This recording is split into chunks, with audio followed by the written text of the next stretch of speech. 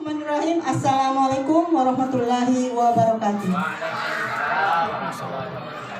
Selamat datang Ibu Guru KKG kelas 3 ya, masing-masing sekolah. Dan selamat datang kepada Bapak Ibu Guru SDN 1 Taliwang yang sempat hadir pada acara diseminasi ya. Sebelum itu, marilah kita panjatkan pujian puji syukur kita kepada Allah Subhanahu wa Ta'ala, yang mana pada pagi hari ini kita sempat hadir pada acara ini. Dan salam dan salawat kita kepada Nabi besar Nabi Muhammad Sallallahu Alaihi Wasallam, yang mana beliau telah menebarkan syafaat sehingga kita bisa diberi kehidupan yang layak ya. Dan mudah-mudahan nanti di akhir kiamat mendapat dari beliau. Amin amin ya rabbal alamin. Bapak Ibu guru yang kami hormati, dengan ucapan Bismillahirrahmanirrahim, pertemuan diseminasi menyebarkan pemahaman dan pengembangan penerapan budaya positif di sekolah dibuka. Untuk itu marilah kita dengar sambutan dari kepala sekolah kita atau yang mewakili Pak Ami. Silakan kepada beliau.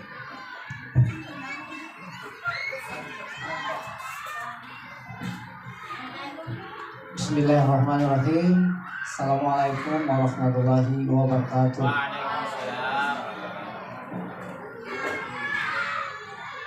Alhamdulillahirrahmanirrahim. Segala puja dan puji syukur kehadirat Allah kita panjatkan karena limpahan nikmatnya berupa nikmat kesehatan, nikmat kesempatan yang terus dicurahkan kepada kita, sehingga pada pagi hari ini kita bisa sama-sama menghadiri undangan dari para rekan-rekan kita untuk diseminasi penerapan budaya positif di sekolah. Selawat serta salam kita aturkan kepada junjungan kita, manusia terbaik Nabi Muhammad SAW, karena beliaulah perjuangan beliau kita bisa keluar dari zaman kejahiliaan, kita jadi bisa membedakan mana yang hak dan mana yang batil. Bapak Ibu guru sekalian yang saya hormati, sebenarnya yang di sini adalah dijadwalkan kepala sekolah kita. Kemudian kita sama-sama tahu beliau ada kegiatan di luar, sehingga teman-teman dari CGP ini meminta saya untuk mewakili beliau. Bapak Ibu sekalian yang sama-sama saya hormati, di kegiatan ini adalah salah satu rangkaian dari proses panjang yang dilakoni, yang dijalani oleh teman-teman kita calon guru penggerak, dan ini juga menjadi tuntutan bagi mereka. Semoga kegiatan ini nanti bisa membawa manfaat bagi kita, terutama bagi mereka yang sedang melaksanakan pendidikan untuk predikat guru penggeraknya. Bapak Ibu, dalam proses diseminasi nanti silakan Bapak Ibu mengikuti acaranya dengan serius, dengan benar-benar, sehingga walaupun sedikit nanti kita punya gambaran, kita punya pemahaman tentang bagaimana sebenarnya penerapan budaya positif di sekolah. Tentunya teman-teman nanti dari teman-teman dari CGP nanti akan banyak secara teknis menjelaskan kepada kita bagaimana budaya positif di sekolah itu, dan nanti bisa harapannya kita bisa menerapkan di tempat kerja kita masing-masing, di lingkungan sekolah, lebih kecilnya di lingkungan kelas. Karena guru kelas biasanya adalah orang yang pertama, yang paling terdepan dipercaya oleh anak-anak didik di kelas tersebut.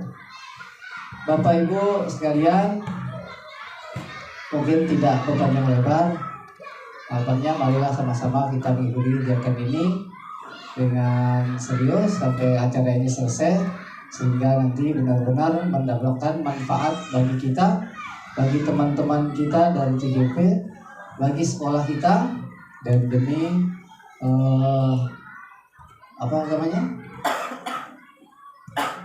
kualitas sekolah kita, kualitas anak didik kita, sehingga outputnya nanti benar-benar menjadi output yang SDM-nya kompetitif. Mungkin hanya itu yang dapat saya sampaikan. Selanjutnya kami persilakan kepada teman-teman dari calon guru penggerak untuk mengambil alih dan mengkoordinir acara ini. Terima kasih. Assalamualaikum warahmatullahi wabarakatuh. Terima kasih kami ucapkan kepada Bapak Aminullah. Bapak Ibu Guru yang kami hormati, selanjutnya pembacaan doa yang akan disampaikan oleh Bapak Sudirman. Silakan. Baik, bismillahirrahmanirrahim. Bapak Ibu, sebelum kami melaksanakan acara diseminasi, ada baiknya kita berdoa kepada Allah Subhanahu wa taala. Mudah-mudahan acara kita pada pagi hari ini menjelang siang bisa mendapatkan sedikit dari barakah dari Allah Subhanahu wa taala, sehingga penerapannya nanti di kelas kita bisa laksanakan sesuai dengan amanat yang dituangkan dalam undang-undang kita, dan tentunya apa yang kita laksanakan itu akan menjadi penambah nilai ibadah kita. Bismillahirrahmanirrahim. Alhamdulillahirabbil alamin. Hamdan syakirin dan yaqini mawlika binazida ya zal jalali wa jalla azim sultanik. Rabbi israh li sadri wa yassir li amri wa hlul 'uqdatam min lisani yafqahu qawli. Rabbi zidni ilma warzuqni fahma. Nabi billahi wa bi islam dinan Muhammadin nabiyya wa rasulah. Allahumma inna nas'aluka salamatan fid din wa afiyatan fil jasadi wa siyadatan fil 'ilm wa barakatan fil rizqi wa tawbatan qabla al-maut wa rahmatan 'inda al-maut wa maghfiratan ba'da al-maut. Allahumma hawwin 'alaina fi syafaratil maut wa najatan min nawaqil idam. Rabbana zalamna anfusana wa lam taghfir lana wa tarhamna lanakunanna minal khasirin. Rabbana atina fid dunya hasanah wa fil akhirati hasanah wa qina adzabannar. Subhana rabbika rabbil izzati amma yasifun. Wassalamun alal mursalin walhamdulillahi rabbil alamin. Assalamualaikum warahmatullahi wabarakatuh.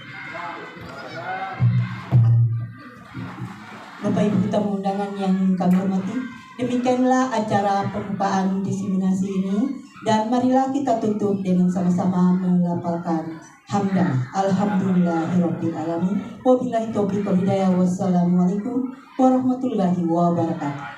Selanjutnya kita ke kegiatannya. Sudah siap?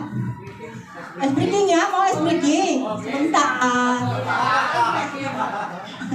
Masih kurang ini guru-gurunya, biar semangat kita ya. Kita panggil dulu.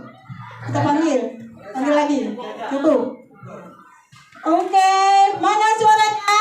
Ini suaraku. Mana semangatnya? Ini semangatku. Sekali. Sebelum kita mulai, sebelumnya kita akan mengetahui sedikit tentang bagaimana sih menyebabkan pemahaman dan pengembangan penerapan positif yang ada di sekolah. Mungkin Bapak Ibu bertanya-tanya ya, apa sih tentang pemahaman dan pengalaman penerapan budaya positif? Ya, nanti dikupas habis oleh dua CGP kita. Siapa CGP kita? Ibu Surwahyuni dan Pak Sudirman ya. Semoga apa yang disampaikan nanti bermanfaat bagi kita dan bisa kita implementasikan kelasnya masing-masing. Mungkin paradigma kita ya dan dulu itu pemahaman kita tentang peraturan, keyakinan, konsekuensi, apalagi di situ. Tentu peraturan, keyakinan, apalagi gurunya nih? Apalagi selain peraturan yang ada di kelas kita, apalagi? Keyakinan kelas, apalagi? Yang lain? Aturan ya. Nah, sebelum kita membuat aturan, pasti ada kesepakatan kelas ya. Untuk itu akan dikupas habis. Silakan Bapak Ibu guru bertanya ya. Jangan sampai penerapan di kelas bingung. Mau apa lagi? Sebenarnya yang pertama yang apa gitu ya. Oke semua. Inilah pemateri kita. Pemateri kita Guru Surwahyuni. Kita beri aplaus dulu.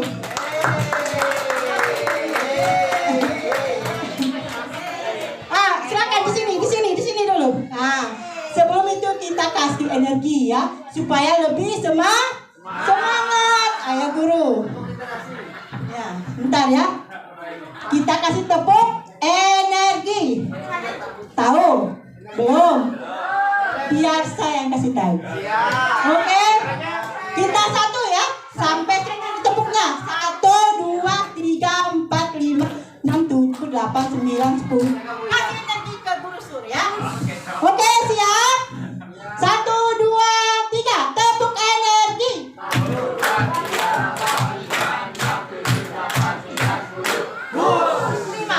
Iya. Supaya nanti apa yang disampaikan lebih semangat ya. Kalau nyanyi bisa Ibu Eli. Beli air lemah. Ayo, silakan.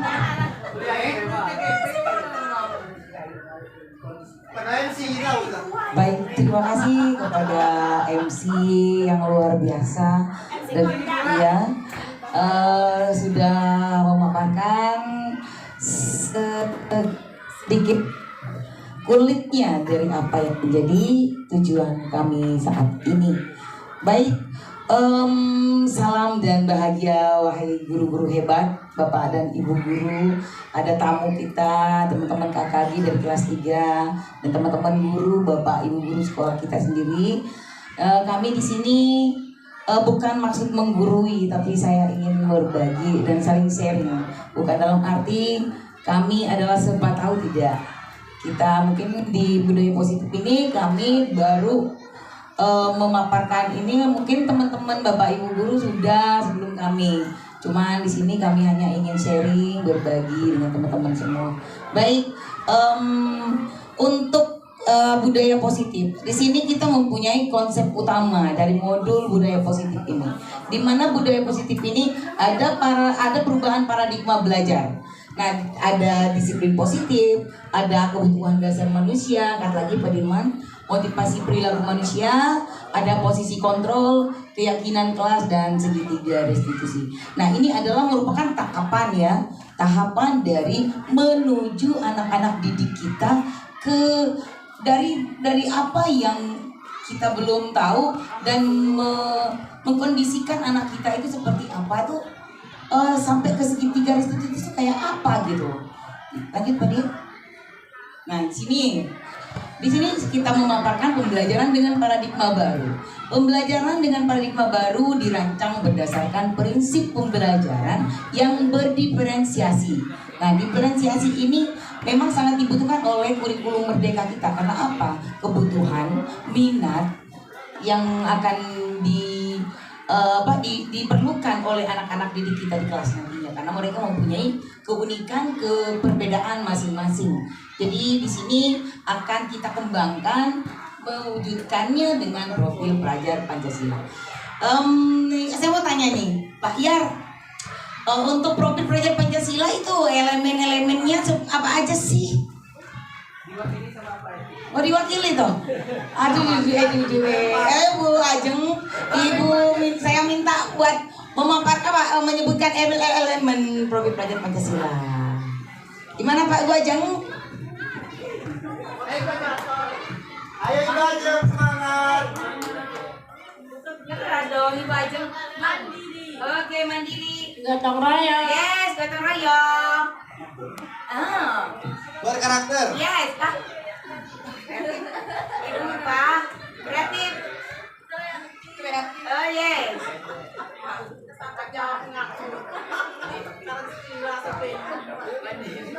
Oke. Baik, terima kasih teman-teman, Bapak Ibu guru hebat, luar biasa. Tepuk tangan buat kita semua dong. Iya. Jadi mari kita bernyanyi sedikit ya.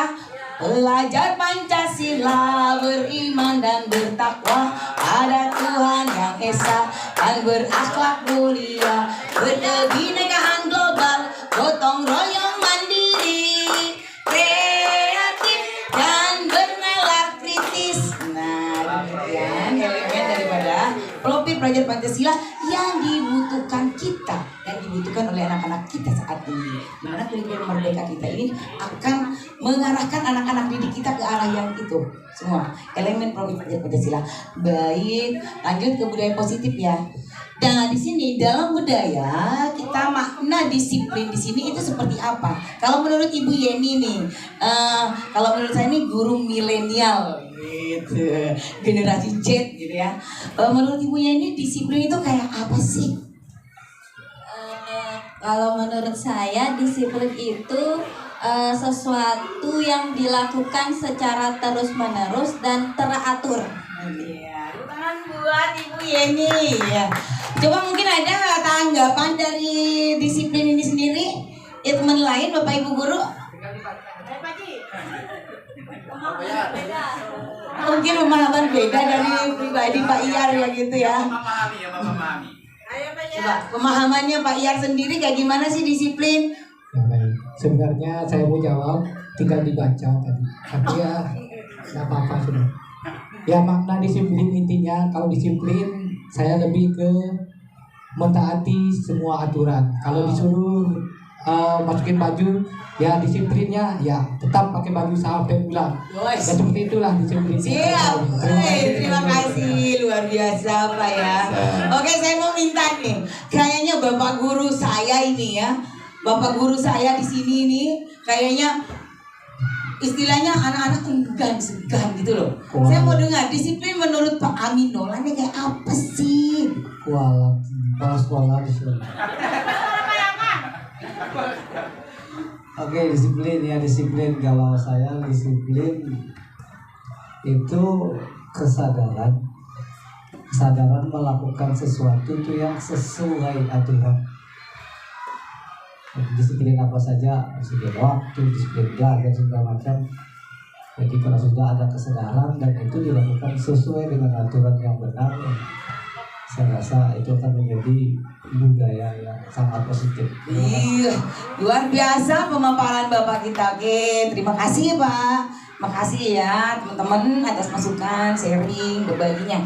Baik, di sini dalam budaya kita memaknai disiplin menjadi sesuatu dilakukan seorang pada orang lain untuk mendapatkan kepatuhan. Kepatuhannya itu kayak gimana nanti dipaparkan oleh Pak Dirman, spesifik ya, sesuai dengan kontrol positifnya ya. Terus sebagai pendidik tujuannya kita itu untuk menciptakan anak-anak yang memiliki disiplin diri yang mereka bisa memperlakukan dengan mengacu kepada nilai-nilai kebajikan universal dan memiliki motivasi dari dalam. Intrinsik itu dari dalam, tanpa dipaksa. Ya, kalau kita paksa, mereka takut dengan sesuatu, itu namanya ekstrinsik. Berarti dia itu takut akan sesuatu jadinya. Dia melakukan disiplin itu karena akan sesuatu. Gitu. Tapi kalau mereka sadar dalam diri mereka sendiri, itu intrinsik dari dalam diri. Nah, disiplin positif merupakan salah satu usaha penerapan disiplin yang bertujuan menumbuhkan kesadaran serta memberdayakan anak untuk melakukan sesuatu tanpa slogan atau ogo, ancaman maupun dihukum. Makanya saya bilang hukuman itu ancam, itu ada disiplin. Jadi mereka takut dilakukan disiplin itu, tapi tidak dari dalam diri, melainkan dari hukuman itu sendiri, dari ancaman gurunya. Hei, setahun lama lu dalam, beli payarsa, nenggak wen nenggak. Anak itu masuk sampai pulang sekolah, bukan dalam dirinya, tapi dari ancamannya seorang guru. Gitu. Oke, next. Baik, nanti dibahas sama Pak Dirman ya. Ada kebutuhan posisi kontrol guru di mana ada 5 kayak Pak Dirman ya. Baik, kebutuhan dasar manusia ada bertahan hidup. Nah, di mana bertahan hidup? Di mereka di lingkungan sekolahnya, mereka bisa memposisikan diri. Istilahnya mengambil jalan aman gitu. Gak usah lah kita melakukan kesalahan. Nanti kan kita punya masalah. Nah, dia ambil aman aja. Nah, bertahan dia di sini level aman. Terus kasih sayang dan rasa diterima. Anak-anak membutuhkan rasa kasih sayang. Bagaimana? Kalau saya lihat di kelasnya Ibu Pit, di kelasnya guru-guru kelas 1 itu merangkul, memeluk ibu gurunya, merasa mereka mau diterima gitu kan. Nah, jadi itu seperti kasih sayang anak-anak yang mereka pinginkan. Penguasaan mereka itu seolah-olah di kelas mau mendominasi di kelas. Selalu aja ada tingkah yang istilahnya cari perhatian gitu. Padahal dia ingin menguasai temannya. Seperti itu, penguasaan. Jadi seperti ini anak-anak yang punya nih, kebebasan. Seperti mereka itu kebebasan di rumah. Dibiarkan sama orang tuanya. Diiyakan gitu. Karakter yang nggak baik diiyakan sama orang tuanya. Mereka bawa ke sekolah. Jadi bebas mereka di rumah membawa kebebasannya ke sekolah. Nah, nanti apa gimana caranya tuh ada nanti dikupas sama Pak Dirman, bagaimana terus ada kesenangan. Nah, kadang anak didik kita itu kami ganggu dengan usir dengan kemeri, ada kepuasan tersendiri, digoda dengan apa segala macam ada kesenangan mereka diberi. Nah, kepuasan diri mereka itu dapat di sini. Padahal itu salah di kelas itu, iseng menggoda gitu, tapi senang bagi dia. Inilah tadi itu karakter anak-anak didik kita yang ada di dalam kelas, tidak kita pungkiri itu, jelas ada. Nah, di sini motivasi perilaku manusia. Motivasi merupakan dorongan yang timbul pada diri seseorang secara sadar atau tidak sadar untuk melakukan suatu tindakan dengan tujuan tertentu. Nah, di sini tadi saya sudah bilang menghindari ketidaknyamanan dan hukuman. Nah, saya ngomong tadi bahwa mereka mengambil level aman di sini. Nah, menghindari ketidaknyamanan dan hukuman. Lebih baik aku itu jadi anak yang diem aja lah. Padahal anak ini gimana ya? Kepingin mengekspor diri, kepingin mengekspos diri, tapi daripada nanti salah, lebih baik aku ambil level aman aja gitu. Daripada dihukum. Gitu. Nah, murid melakukan disiplin diri karena dia takut dihukum. Nah, di sini. Nah, yaitu merupakan adalah motivasi dari luar, ekstrinsik, bukan dalam diri mereka, dari diri mereka. Mendapat penghargaan atau imbalan dari orang lain. Nah, murid melakukan disiplin diri karena dia ingin mendapat imbalan. Di kelas, contoh di kelas saya. Di kelas saya itu benar. Kalau tidak saya menerima materi dari CGP ini luar biasa Bapak Ibu. Saya itu memberikan imbalan kepada anak didik saya sudah anggap iya. Padahal saya itu salah besar ternyata. Bukan, ternyata salah, benar-benar salah. Saya memberikan sesuatu imbalan kepada anak didik saya. Maksud hati saya bahwa anak didik saya itu akan melakukan hal yang sedemikian juga keesokan hari, berlanjut continue gitu. Tapi ternyata saya salah setelah menerima materi dari guru penggerak. Jadi saya berharap pada teman-teman kalau punya kesempatan untuk ikut dalam ada pendaftaran guru penggerak, saya sarankan segera. Saya mendorong benar apa yang tidak kita dapatkan itu kita dapatkan dari guru penggerak itu, materi-materi yang luar biasa kayak begini. Nah, jadi saya sudah bilang salah besar di sini. Selalu memberikan penghargaan, hadiah buat anak didik saya. Ternyata saya itu salah untuk perkembangan karakter anak didik saya ke depannya. Ternyata dia akan melakukan sesuatu itu akan mengharapkan imbalan. Kayak kita, misalnya ibu bapak di rumah begini. Aduh, anakku sudah bisa membaca. Nanti ibu belikan kamu es krim ya. Anak itu akan belajar membaca, menghangat es krim. Dia tidak dari dalam dirinya untuk melakukan belajar membaca, tidak. Dia mengingat es krim yang akan diberikan oleh bapak dan ibunya. Bukan dari dalam diri dia untuk bisa, oh kalau aku bisa membaca kan aku nantinya ke sana. Tidak ada dalam pikirannya begitu, tidak. Dan dalam angannya adalah es krim. Tuh, ternyata saya salah betul. Dalam kelas itu saya imbalan penghargaan tuh, udah sekarang saya stop. Lanjut penghargaan nilai kebajikan diri sendiri. Nah, di sini adalah satu dari intrinsik anak itu, kebajikan dari dalam dirinya itu akan muncul. Murid melakukan disiplin diri karena dia sadar akan nilai-nilai. Mana nilai-nilai kebajikan? Next, Pak Dirman. Next. Mana nilai-nilai kebajikan? Ada tanggung jawab. Ada apa lagi? Mandiri, jujur, saling menghargai, saling menghormati. Dia akan timbul di situ. Nanti kita bahas dalam keyakinan kelas. Baik, nah di sini ada disiplin dengan identitas gagal anak-anak ini. Tatkala kita akan menghukum anak itu, akan mereka sakit, tidak nyaman, takut dia, merasa terpaksa dia. Murid itu sering menyembunyikan kesalahannya, benar tidak? Mana tuh ketahuan? Ini Roa jawab tuh, apa lu salah, anak? Roa, karena apa? Takut hukuman di situ. Hukuman yang mereka takutkan. Murid menjadi rendah diri, tidak percaya diri mereka karena takut dihukum. Nah, untuk lebih nanti ada disiplin dengan identitas sukses ya Pak Dir. Nah, penghargaan saya bilang itu juga salah, akan gagal anak-anak karena kita mengiming-iming sama ke peyaro. Terang ke sate istriin kemarin mengiming-iming gitu. Baik. Kalau penghargaan tidak efektif, merusak hubungan, ada sifat iri. Misal di dalam kelas saya, ini misalnya saya sebut namanya Sajat. Kamu sudah Bu. Nih ibu kasih kamu jajan keluar.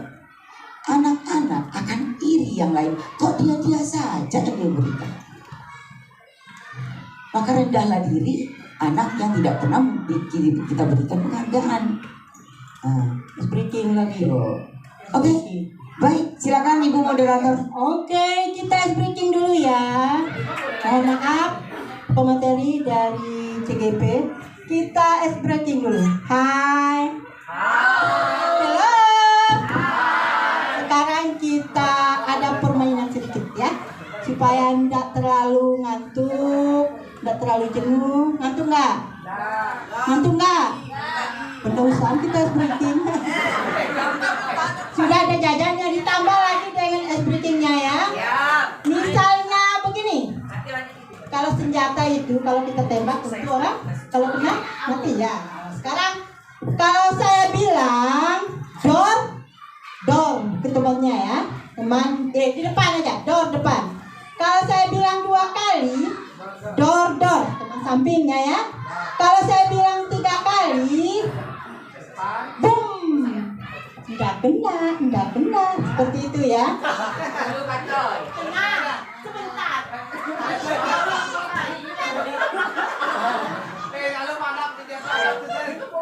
Oke, siap? Konsentrasi. Iya. Door. Temannya ulangi. Door. Boom. Kalau udah konsentrasi. Kalau boom, enggak kena. Bukan, enggak kena. Gitu ya. Ulangi lagi sekali. Kalau door, apa? Boomnya ini. Kalau anu itu enggak kena itu. Yang kedua. Door. Diganti, enggak kena ya. Ulangi. Door. Enggak kena. Boom. Iya. Lagi sekali, oke? Misalnya clue-nya bumi itu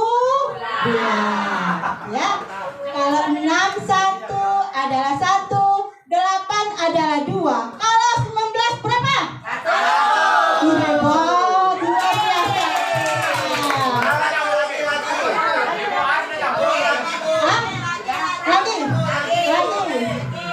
Bentar. Keluhnya yang lain. Yang lain, yang mana? Yang lain. Keluhnya kalau saya bilang. Ingat ya. Kalau saya bilang. Keluhnya tangan ke atas. Kalau saya bilang tangannya ke atas. Angkat kalau saya bilang. Kalau saya bilang tangannya ke kanan. Nah, kalau saya bilang bertepuk tangan. Ya, silakan duduk yang rapi. Punya apa? Kalau saya Kalau saya bilang, ulangi. Kalau saya bilang tangannya ke atas. Nah, turunkan tangannya. Di belakang. Keluhnya kalau saya bilang. Ulangi, belum. Konsentrasi dimulai. Kalau saya bilang tangannya ke atas. Silakan turunkan tangannya. Kalau saya bilang berdiri. Oke, tepuk tangan semuanya buat kita. Tepuk tangan buat kita semua. Oke, kalau saya bilang silakan duduk. Terima kasih. Terima kasih. Moderator. Silakan dilanjutkan. Baik, luar biasa ya.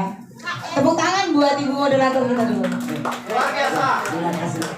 Baik, kita lanjut ke materi. Tadi ada konsep disiplin dengan identitas gagal. Sekarang ke konsep disiplin dengan identitas sukses. Jadi kalau sukses berarti ini yang bisa kita pergunakan kepada anak-anak didik kita.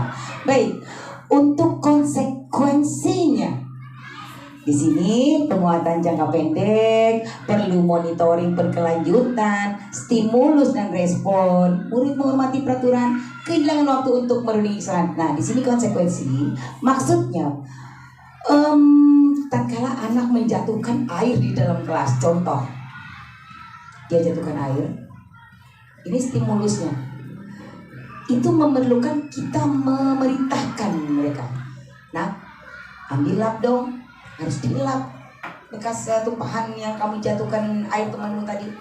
Nah, baru dia ambil kain lap dan mengelapkan air yang ada. Nah, itu adalah respon mereka. Nah, murid menghormati peraturan. Jadi aturan tadi menjatuhkan air harus dipel atau membuang sampah harus diambil murid, itu merupakan satu konsekuensi yang sudah mereka sepakati waktu awal masuk dalam kelas tersebut. Nah, di sini yang akan kita lakukan lebih baik itu adalah restitusi. Pak Dirman mohon diangkat sedikit. Restitusi ini adalah baru di CGP ini saya dapat ilmu nih, baru dengar jadi CGP nih. Materi restitusi waktu saya kuliah enggak dapat saya. Baru dapatnya di sini. Di pendidikan guru penggerak ini. Luar biasa restitusi ya. Di sini itu murid bertanggung jawab untuk perilakunya. Di sini fokus pada pemecahan masalah jangka panjang. Nanti mereka akan mengingat, oh ibu guruku tuh telah mengajarkan aku kalau aku lakukan sesuatu kesalahan harus ini yang aku lakukan. Jadi menempel di dalam diri anak. Murid menghormati dirinya dan orang lain. Mereka tanpa kita menyuruh untuk menghormati orang lain, dia akan menghormati orang lain tanpa melakukan kesalahan apapun terhadap orang lain. Nah, teori kontrolnya, nah dirinya memegang kontrol. Anak-anak tidak akan melakukan sesuatu kesalahan atau tidak akan mengeluarkan kata-kata kotor karena mereka dapat mengontrol emosi mereka sendiri di sini. Karena tadi itu motivasi intrinsiknya di dalam itu yang memacu mereka. melakukan restitusi itu. Baik, di sini konsep disiplin pendekatan restitusi. Sebuah cara menanamkan disiplin positif pada murid. Ya, di sini restitusi merupakan proses menciptakan kondisi bagi murid untuk memperbaiki kesalahan mereka sehingga mereka bisa kembali pada kelompok mereka dengan karakter lebih baik menurut dosen. Jadi mereka itu kemarin pernah kita membahas kasus ketiga teman saya, CGP, Badir sama Pak Khalid dari masing-masing kasus. Di situ kita akan menerapkan, nanti kita akan memberikan peluang kesempatan itu kepada teman-teman Bapak Ibu guru di sini agar bisa menyelesaikan kasus kayak seperti apa sih segitiga restitusi ini gitu ya. Terus ciri-ciri restitusi bukan menebus kesalahannya, tetapi mereka itu belajar dari kesalahan. Kayak Adi, nggak ada lagi perintah dari ibu guru, tidak. Nanti ibu gurunya ngomongin, terus kamu akan melakukan apa? Dia akan memberikan solusi sendiri. Tanggung jawab mereka dalam diri itu sudah tertanam kalau kita sudah memberikan hal sedemikian. Baik, kedua memperbaiki hubungan. Nah, nanti dia akan memperbaiki hubungan dengan temannya yang berkonflik. Terus yang ketiga, tawaran, bukan paksaan. Kita menawarkan. Kita sebagai guru menawarkan kepada anak didik kita, kamu itu akan melakukan apa setelah kamu melakukan kesalahan kepada temanmu? Itu kamu sebaiknya seperti apa? Terus keyakinan-keyakinan kelas yang kita sepakati kemarin, punya nilai-nilai kebajikan apa kemarin itu? Nanti anak-anak akan tersendiri mengeluarkan, oh aku harusnya lebih sabar bu. Begitu. Nah terus selanjutnya mencari kebutuhan dasar yang mendasari tindakan. Nah kamu tadi melakukan itu dengan alasan apa? Kadang anak-anak bilang, iya sih lo, tadi dia tuh kok seringkali mengganggu aku pas saat pelajaran. Nah berarti anak yang membalas temannya tadi dengan alasan tadi diganggu gitu loh. Jadi kita menyalahkan anak tidak ada kesalahan apapun yang kita limpahkan kepada anak tatkala mereka membuat satu permasalahan di sekolah atau di kelas. Terus lanjut, fokus pada karakter bukan tindakan. Nah, jadi kita akan membentuk karakter anak itu seperti apa. Apakah dia bertanggung jawab dengan kelakuannya mereka tadi? Apakah dia itu bisa saling menghargai? Nanti kita tanya dan nanti dipraktek sama teman-teman Bapak Ibu guru. Terus menguatkan dan fokus pada solusi. Jadi solusinya apa? Apakah dia itu akan melakukan suatu perbaikan kepada teman yang konflik itu, menggantikan barangnya kah, atau mengajak dia apakah gitu. Nanti silakan masing-masing guru, teman-teman guru Bapak dan hebat ini akan melakukan praktik baik ini Pak Dirman ya. Baik, ada kasus nanti disiapkan oleh Pak Dirman. Saya di sini untuk dilanjutkan materinya oleh Pak Dirman. Untuk saya pamit duduk di sana menyimak ya bersama teman-teman Bapak Ibu guru hebat di sini. Baik, Pak Dirman, calon guru penggerak dari SDN 1 Kaliwang juga doakan kami agar kami bisa lancar ya, dan mohon bantuan kepada teman-teman yang lain juga untuk bisa mensupport kami lancar dan sampai akhir Pak Dir ya. Baik, terima kasih. Terima kasih Bu Sur yang sudah luar biasa menyampaikan materi tentang budaya positif di sekolah. Bapak Ibu yang kami hormati, ada beberapa budaya positif yang sudah dipaparkan lugas sekali oleh Ibu Sur. Nah, tiba giliran saya untuk mengambil poin penting dari budaya positif itu.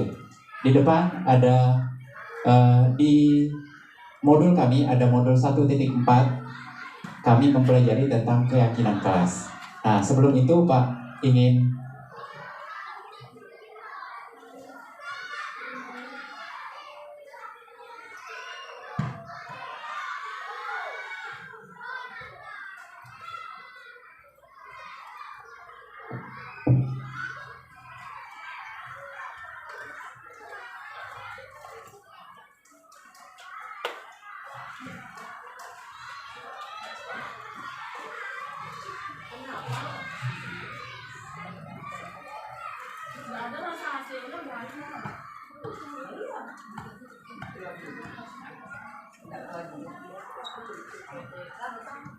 Oke,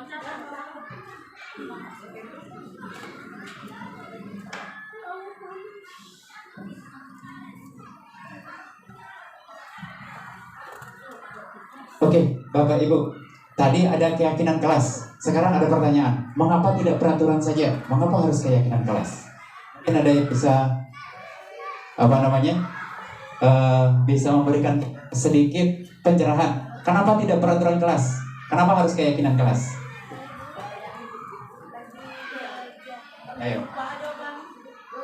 Ayo, Ibu mungkin bisa kasih kita kenapa tidak peraturan? Kenapa harus keyakinan kelas? Sedikit ya. Kenapa tidak harus peraturan dulu, harus ada keyakinan ya. Mungkin di dalam kelas masing-masing berbagai macam karakter siswa ya. Mungkin di kelas saya ini banyak sekali karakter siswa yang berbeda-beda. Sebelum saya membuat peraturan kelas, mungkin ada keyakinan dulu dari diri mereka masing-masing ataupun sedikit kesadaran pada mereka apa sih yang kita gunakan dalam membuat peraturan kelas. Memang seharusnya harus ada keyakinan dari siswa itu sendiri. Misalnya peraturan kelas harus ditaati seperti apa keyakinannya. Ya kalau peraturannya misalnya berteman sama teman sebaya di kelasnya itu bagaimana. Mana keyakinan kita harus bersahabat, tidak boleh berkelahi seperti itu. Baru kita membuat peraturan atau kesepakatan kelas. Baik. Itu. Ada yang lain? Mungkin Ibu bisa memberikan sedikit pemahamannya kenapa tidak peraturan kelas? Kenapa harus keyakinan kelas? Ibu Wiji mungkin bisa memberikan kita sedikit pandangan? Oke, Bapak Ibu yang kami hormati, tentunya kita sudah sering menggunakan sepeda motor. Ada yang belum bisa bawa sepeda motor? Oke, jadi Ibu Nining ya, belum bisa bawa sepeda motor. Bisa? Bisa bawa sepeda motor ya? Yakin bisa? Oh, cuma jatuh. Oke, baik. Bapak Ibu, setiap pengendara roda 2 diwajibkan menggunakan helm. Apakah itu peraturan atau keyakinan? Ayo. Hah? Wajib menggunakan helm. Ayo. Peraturan atau keyakinan keras? Atau keyakinan? Kenapa dia harus menggunakan helm? Pertanyaan selanjutnya. Oke, bagus dibahas. Ada yang lain Ibu aja? Mungkin menarik. Kalau tidak kita pakai helm, tentu keselamatan kita. Utamakan keselamatan. Oke, keselamatan itu bagian daripada aturan atau keyakinan? Ya. Jadi menggunakan helm itu bukan karena ada polisi, bukan karena ada razia dan sebagainya. Bapak Ibu, mengapa kita memiliki peraturan harus datang tepat waktu pada saat mengikuti pelatihan contohnya? Ada aturan yang mengharuskan kita harus hadir tepat waktu. Kenapa? Kita yakin bahwa kalau kita terlambat akan ketinggalan. Nah, untuk mendukung motivasi intrinsik yang ada dalam kita, tentunya kita harus punya yang namanya keyakinan dalam pribadi kita. Bapak Ibu, seperti apa yang disampaikan oleh Ibu Sur tadi itu datangnya pertama kita punya aturan.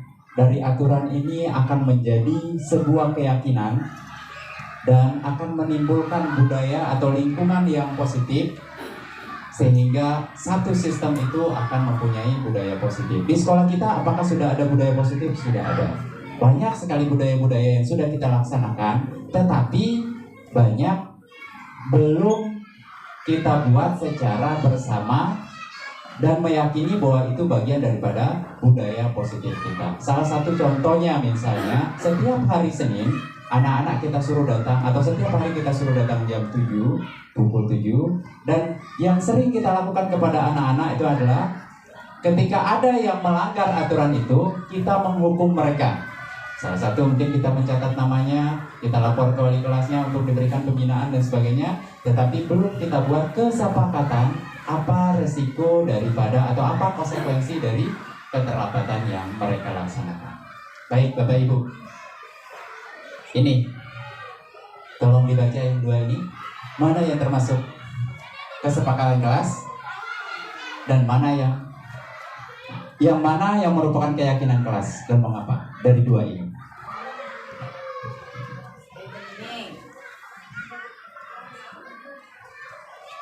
Sama-sama kesepakatan kelas, tapi yang mana yang menjadi keyakinannya?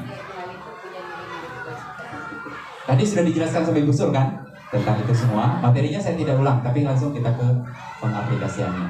Di depan ada kesepakatan kelas di TK Dharma Wanita Persatuan 1.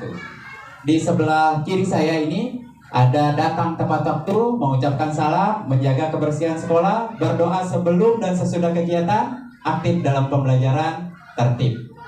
Kemudian di sampingnya lagi kesepakatan kelasnya, kami guru dan murid yang saling menyayangi. Kami murid yang semangat belajar. Kami murid yang peduli dengan teman-teman. Pertanyaannya, yang mana yang merupakan keyakinan kelas dan mengapa?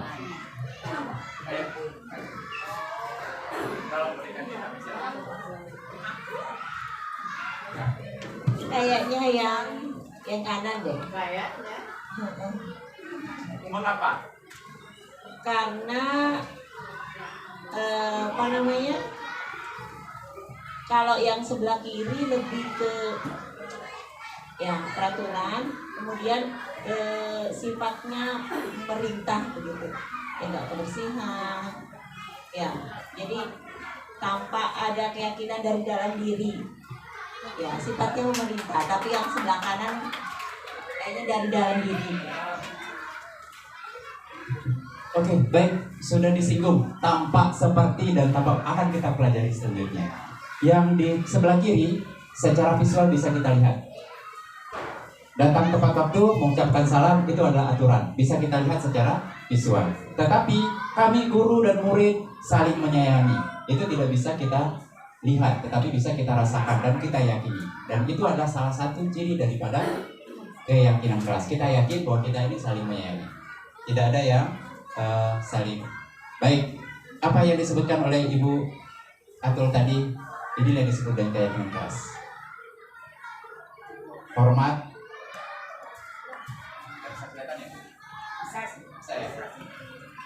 Saya. Nah, ada tabel T dan ada tabel Y.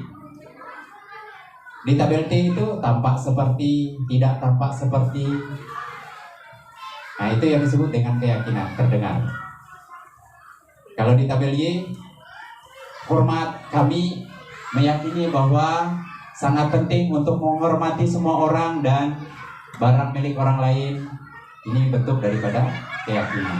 Intinya ada kalau keyakinan itu terdengar, berperilaku, terlihat.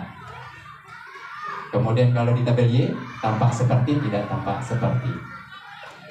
Kalau bekerjanya juga begitu, ketika mereka bekerja, tampak seperti dan tampak tidak seperti. Begitu juga dengan diterima dan dimiliki. Baik, Bapak Ibu. Kita langsung action Ibu Sur ya, membuat keyakinan kelas karena materinya sudah dipaparkan semua oleh Ibu Sur.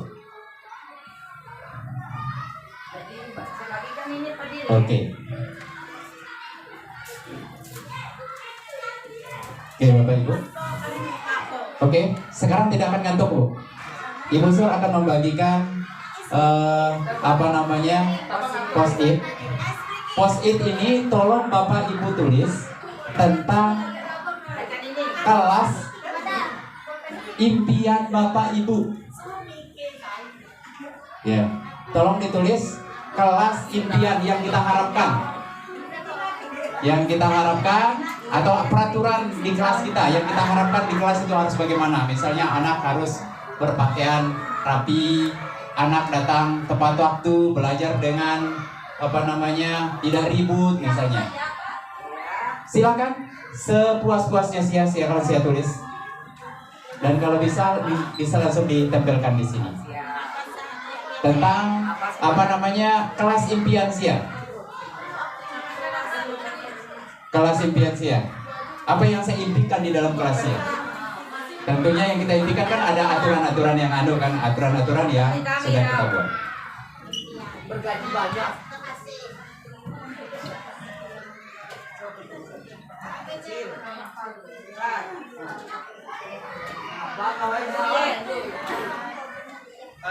Siap buat apa namanya peraturan kelas atau keyakinan kelas kelas impian Sia bagaimana?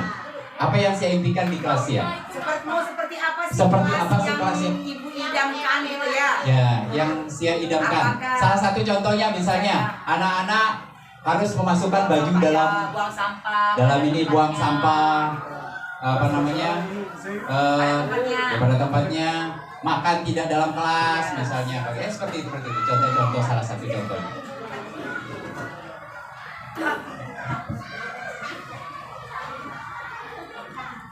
Ayo Ibu Ulfa.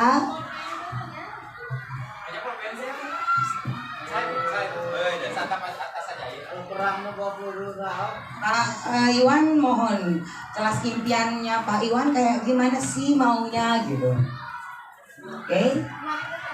Saya lihat mau kelasnya kayak gimana. Kan rumah juga kita punya rumah impian toh. Masa kelas gak punya? Misalnya kelas berlantai 5. Yes. Atau bertehel marmer gitu. Ya, Boleh ditempel ibu belum ya? No, kalau ice breaking nanti teman-teman nggak bisa nulis. Yang terlihat Pak, yang tampak seperti. Pak Iwan mau kelasnya seperti apa?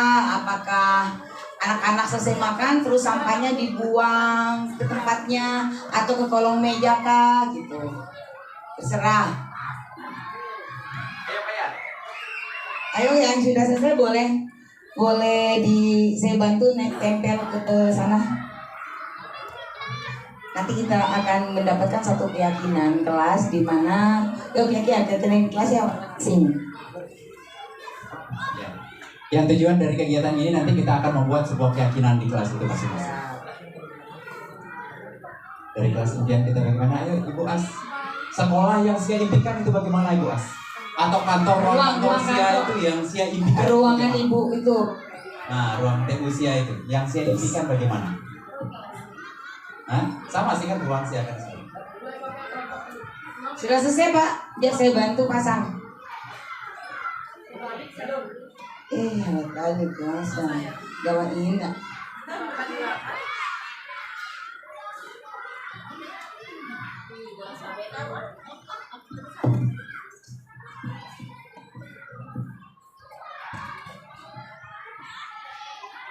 Sudah boleh?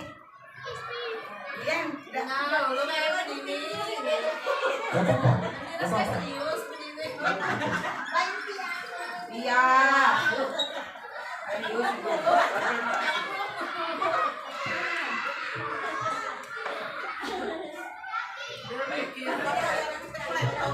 Gimana belum ya? Semuanya sudah? Sudah? Oke. Oke, thank you.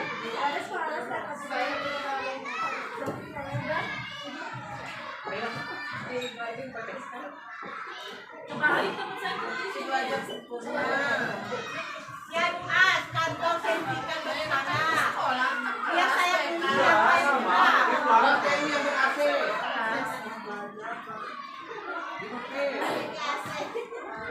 Baik, Bapak Ibu sudah banyak sekali di sini.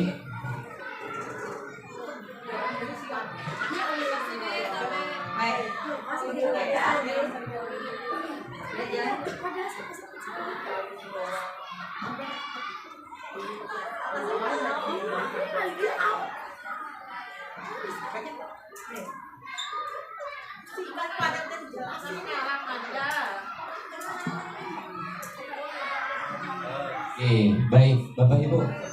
Mungkin bisa kita dibantu nanti besok. Ada beberapa impian Sia. Impian Bapak Guru baik di kelas maupun di sekolah yang Sia impikan.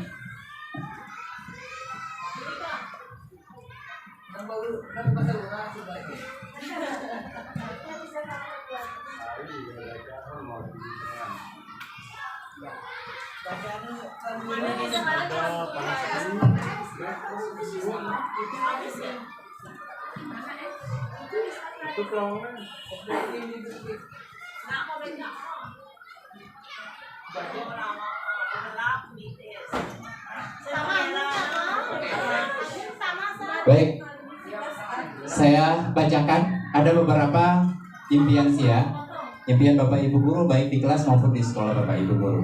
Nanti ini bisa kita praktekkan di kelas kita masing-masing terhadap kita membuat keyakinan kelas. Dari keyakinan kelas itu nantinya akan muncul keyakinan di tingkat sekolah. Saya bacakan, mungkin bisa dibantu dibuatkan kalimat positifnya nanti Ibu. Ada anak-anak saling menyayangi, memiliki toleransi yang baik. Anak-anak senang saat belajar. Anak-anak menjaga kebersihan kelas. Kemudian anak-anak mengikuti pelajaran. Kelas selalu bersih. Saya mengimpikan murid saya patuh dan taat peraturan. Pada saat guru tidak ada, murid tetap di tempat duduk yang rapi, kelas tetap rapi, membantu teman yang belum bisa membaca, menjadi teman sejawat. Kelas yang saya impikan memiliki AC, memiliki kulkas, memiliki TV. Terus saya mengharapkan kelas yang interaktif, yaitu kelas yang berproses, kelas yang syarat atau siswa yang nyaman. Anak-anak yang tetap disiplin maupun guru tidak berada di dalam kelas. Walaupun tidak ada guru dalam kelas ya. Kemudian anak-anak yang tetap fokus belajar, tidak tengok kiri kanan ketika guru sedang menyampaikan materi. Kelas impian, kelas yang begitu nyaman dan aman, kelas yang selalu aktif dan kreatif, kelas yang penuh warna, kemudian kelas yang aktif dan kondusif, yang ingin memiliki anak-anak yang di dalam kelas, selalu patuh dan taat menjalankan aturan, semangat dalam belajar dan selalu saling menyayangi. Anak belajar menyenangkan, anak berkarakter baik, anak yang kreatif, kelas yang bersih, patuh pada semua aturan yang disepakati, saling mendukung dalam hal-hal positif, menginginkan siswa yang taat. Apa itu Pak? Kecil sekali. Menginginkan siswa yang taat aturan dalam kelas, fokus pada saat proses pembelajaran. Ini adalah impian-impian kita, dan tentunya impian ini adalah nanti ketika penerapan di dalam kelas ini ada impian anak-anak, bukan hanya impian kita. Ya, jadi ini karena Bapak Ibu di sini adalah impian Bapak Ibu, maka kalimat ini kan masih negatif. Maka perlu kita rubah menjadi kalimat yang positif. Salah satu contohnya misalnya, ya, contoh salah satu, siswa selalu bersih. Bersih ini kan masih kalimat yang umum. Bersih apanya? Mungkin bersih dengan sampah misalnya. Maka bisa kalimat positifnya,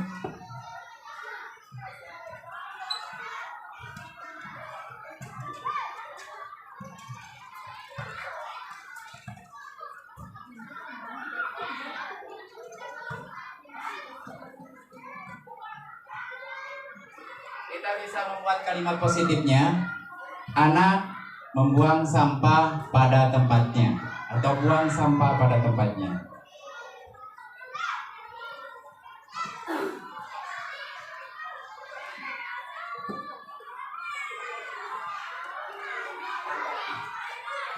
Dan selanjutnya,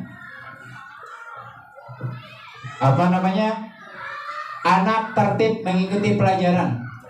Waalaikumsalam. Luar biasa kebenaran kita ini Pak. Mana tuh ice breaking?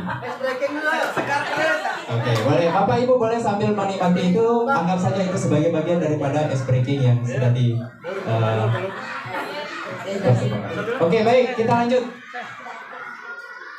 Anak-anak senang saat belajar. Senang yang bagaimana maksudnya?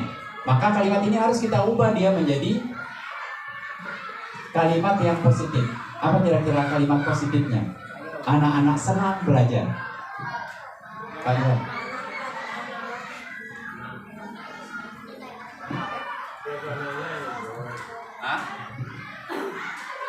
Saya tertarik ingin menjelaskan apa yang saya tulis tadi itu. Belum ya, Bings ya? Belum ya? Oh, Kan pernah ada kita Pak Kodir. Boleh enggak apa-apa lanjut ke beliau aja lah. Kak Kendung. mumpung sudah kadung Betul? Ya. Oke. saya nulisnya di sana itu kelas yang interaktif. Kemarin waktu tugas di Maluk dulu tahun 2011 dan 2012 kita membuat satu buah kelas di dalam satu sekolah itu. Kelas itu kelas yang berbasis IT, di mana di sana itu yang aktif membuat kelas seperti itu adalah komite sendiri. Jadi di kelas itu ada 2 AC. Ada 2 AC, kemudian meja bangkunya itu dicat sendiri sama orang tua siswa.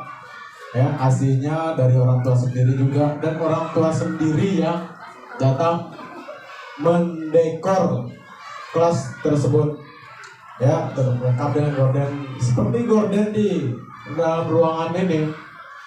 Nah, cuma satu yang kurang, yang tidak ada, yang saya ingin tambahkan, ada sisi apa? Ini nih.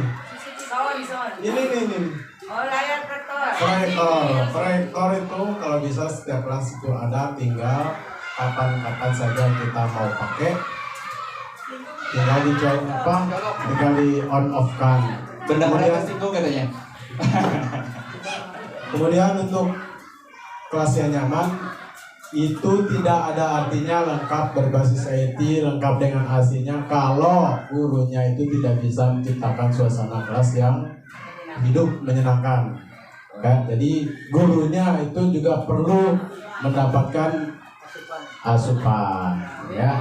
Asupan gizi ya. Mungkin itu dari saya. Oke, baik, terima kasih Pak Iwan. Luar biasa, Pak. Kita bisa buat dari ini kita bisa buat kalimat positifnya. Apa misalnya kalimat positif yang bisa kita buat dari harapan Siat tadi itu? Contoh tadi, anak-anak jangan buang sampah, kan kita sering ngomong begitu di kelas.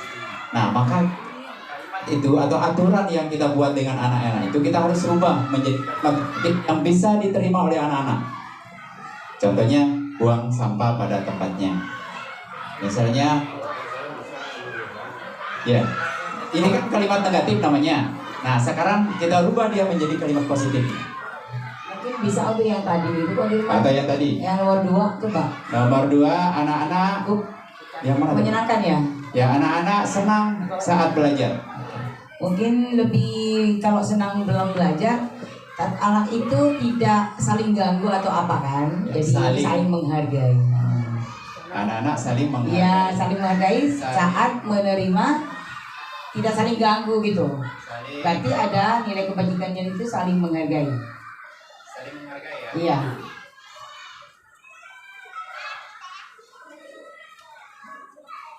Saling menghargai.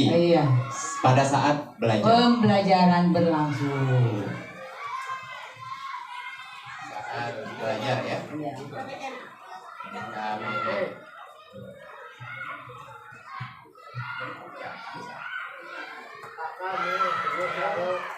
Oke, ada lagi baca Oke, lagi. baca lagi. Saya mengimpikan murid yang patuh dan taat peraturan. Mungkin sudah ini ya. Pada turut tidak ada murid tetap di tempat duduk. Aturan. Ada yang bisa? Apa? Kalimat positifnya. Ayo Bu Nining mungkin bisa memberikan Ya, kepala ide, perpus. tanggapan gitu. Ibu Yen,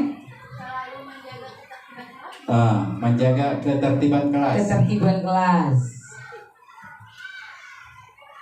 Tapi itu lebih ke karakter ya Bu Yen.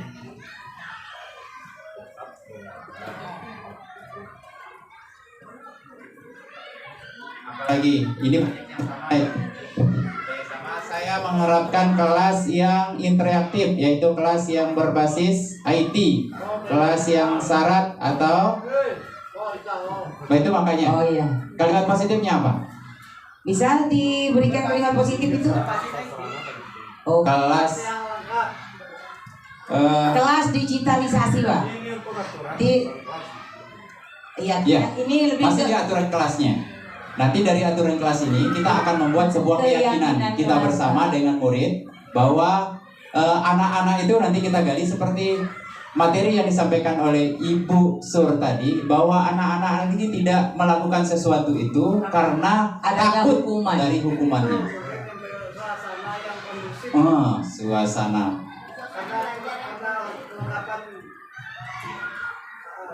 Menciptakan suasana yang kondusif.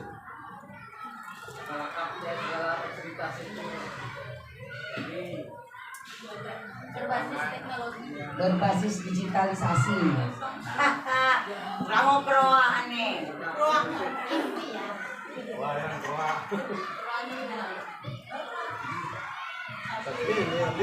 Menciptakan suasana belajar yang kondisif. Ya, dan seterusnya. Nah, inilah yang bisa kita lakukan di kelas bersama dengan anak-anak. Kita gali peraturan itu yang mereka inginkan, Pak Mi. Mereka inginkan apa? Kemudian dari aturan, biasanya bahasa anak-anak itu tidak seperti bahasanya kita kan. Bahasa anak itu apa yang kita inginkan. Ketika saya kemarin menyampaikan, ini mungkin bisa saya tampilkan satu video kemarin ketika saya membuat keyakinan kelas.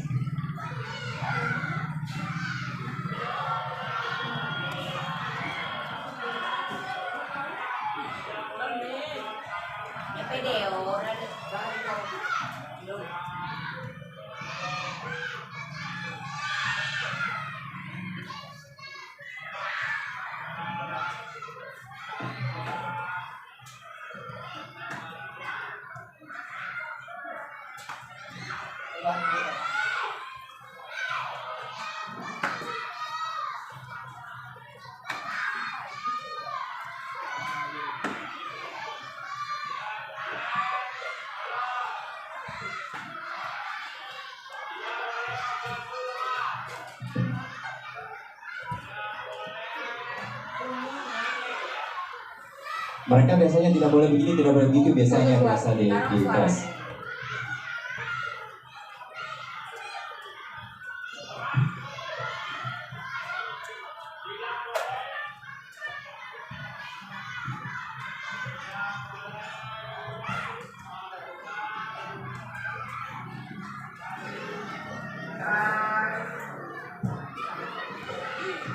Ini tentang peraturan kelasnya. Ada 11 kalau tidak salah aturan yang dibuat oleh anak-anak.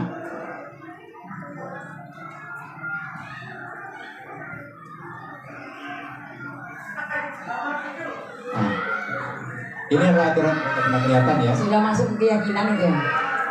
Ya. Ini tentang kalimat positifnya. Tapi tidak kelihatan.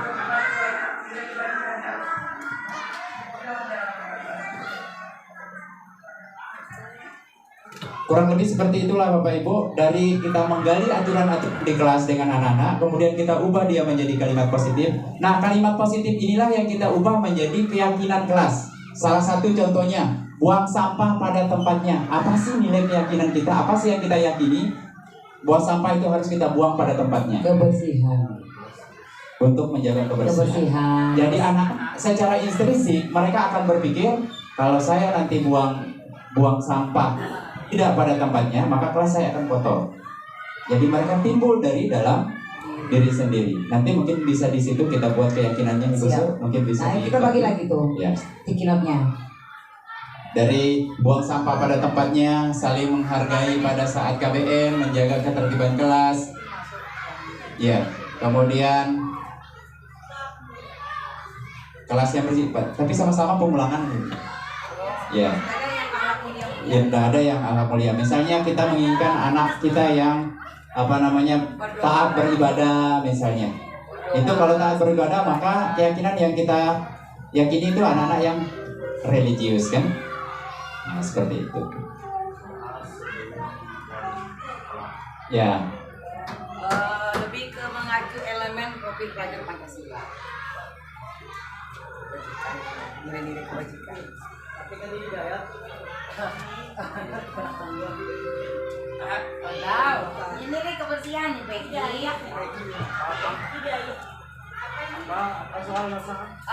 Sesuai dengan kalimat positif ini nanti Pak Iwan tentara di Buatkan keyakinannya, nilai-nilai kebajikan. ya kalimat yang ada di positif ini akan timbul dan muncul di kepala kita itu bahwa nilai-nilai kebajikan apa sih yang terlihat di sini gitu. Misalnya kayak ini, buang sampah pada tempatnya. Oh, berarti soal kebersihan, kesehatan anak-anak, nggak pernah nyamuk misalnya dalam kelas.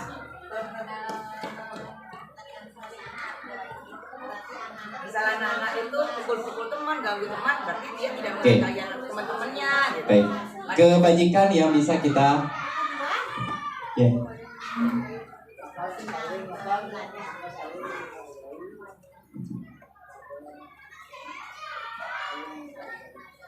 Nilai kebajikan ya.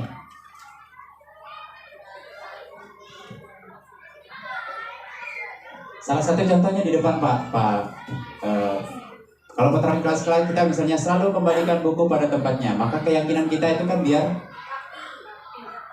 Tanggung jawab, bertanggung jawab.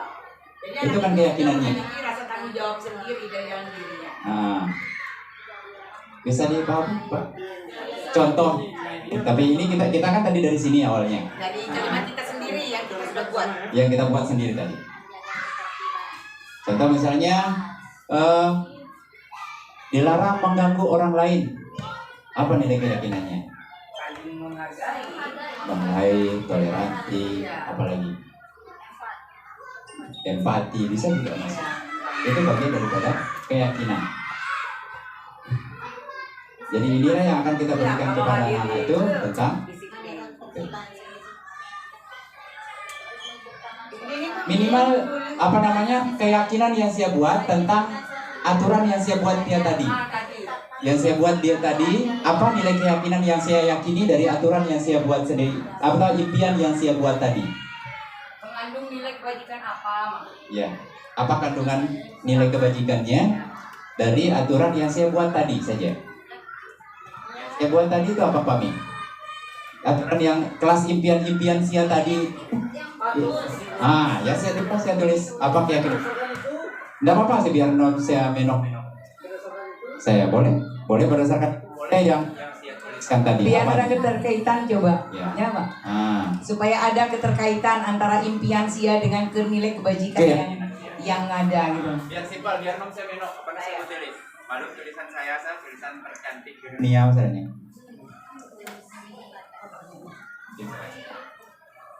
Ayo, biar Oh, sudah ini. Oke.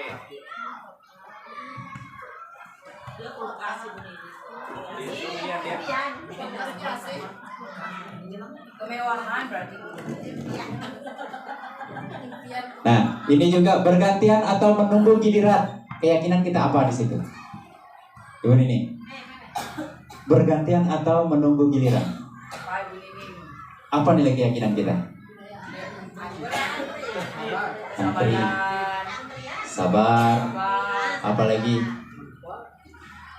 Apa nih tulis itu?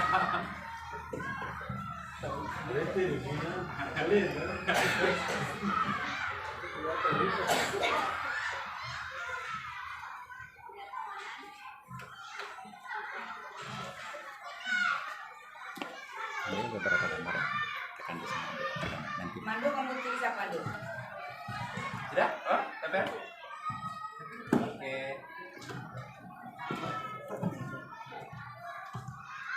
Setelah ini nanti kita langsung take action untuk kasus tadi.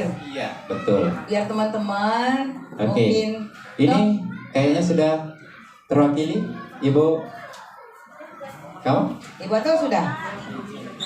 Katanya tadi berakhlak mulia, taruh aja lah, berkarakter ya. Oke. Oke. Baik, Bapak Ibu ada beberapa nilai kebajikan yang Bapak tuliskan sesuai dengan kelas impian. Setelah kita rubah menjadi kalimat positif. Ada kebersihan, kesehatan, ada empati, ada toleransi, disiplin, menyenangkan, semangat.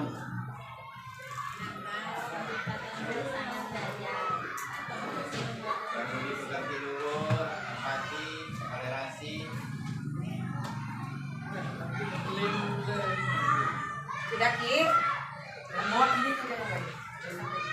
Sudah terwakili oleh ini. Oke. Nah, oke, Bapak Ibu, ini adalah salah satu langkah kita bisa membuat keyakinan kelas. Kami ulang kembali agar nantinya kita tidak berposisi sebagai penghukum seperti yang apa yang disampaikan oleh Ibu Sur tadi. Kebutuhan dasar manusia yang ada di dalam kelas kita, terutama anak-anak kita, bisa kita minimalisir dengan penanganannya, bisa kita minimalisir dengan keyakinan itu. Nah, oke, baik, itu baik, kita lanjut. Nah, ini yang tadi ada tanggung jawab, menghormati orang lain, menghormati, berkomitmen, keselamatan, kesehatan, dan sebagainya.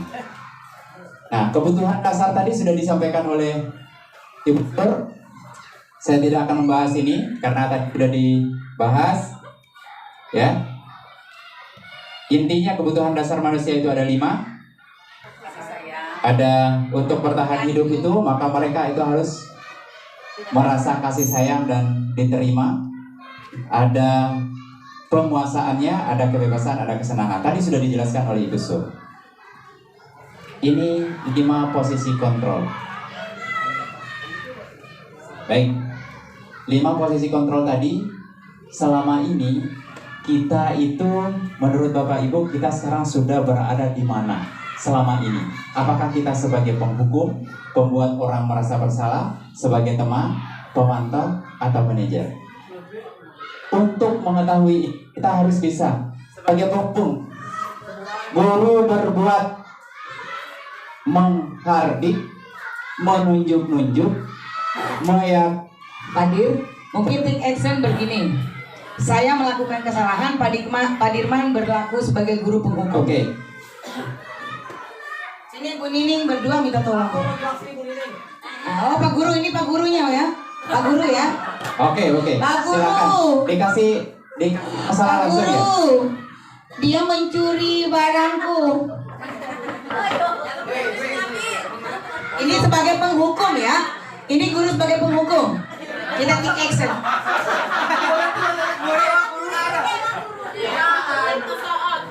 Ya. Berdiri. Nah. Jempol KBK, KBK, semalik. Apa gitu? Ya. Penggaris saya Pak Guru. Semalik nah, KBK apa Oke. Baik. Ini adalah sebagai guru sebagai Penghukum. Nah, itu sebagai penghukum.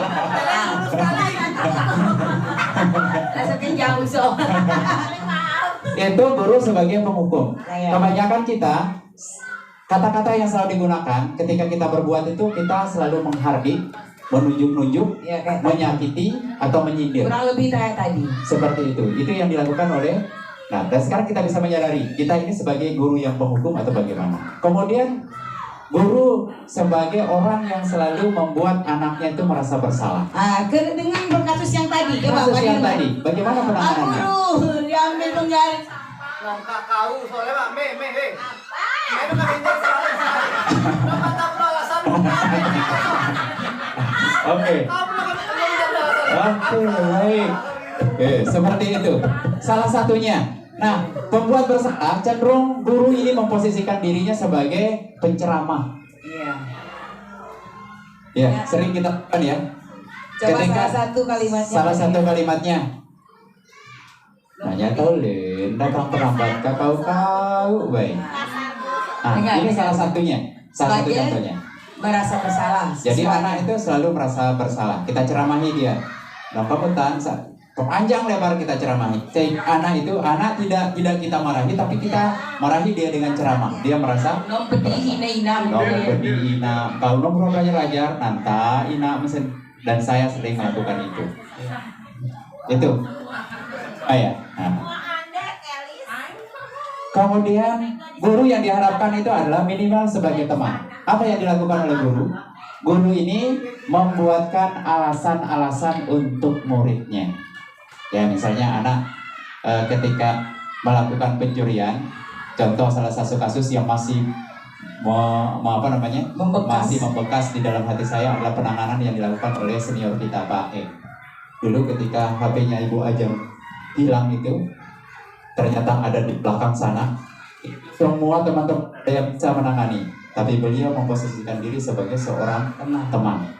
Dan maka dulu diajak beliau dibelikan nasi dulu, makan, diajak ngobrol. Dan saya tidak tahu apa yang diobrolin. Lah saya coba, so saya ini ketik kalau saya Coba. itu hilang sepeda, bonceng meter. Oh, kita tahu Pak, jadi kita tak merah tuh motor saya kalau apa yakin saya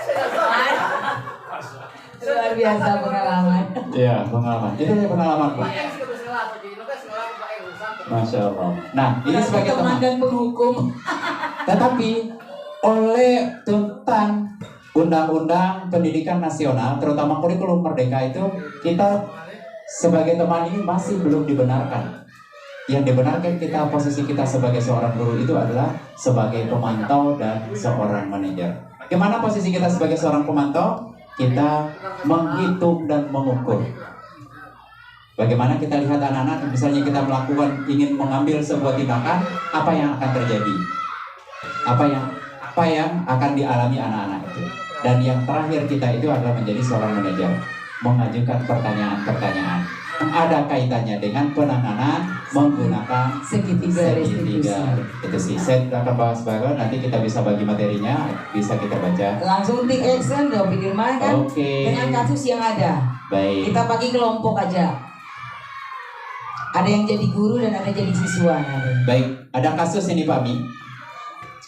Ada kasus yang mungkin bagaimana kita pernah.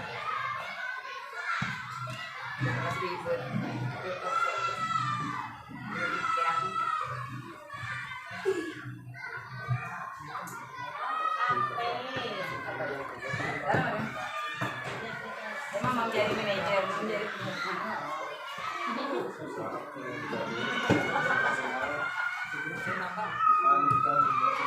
Langsung buat keyakinan kelas nanti Pak Iwan.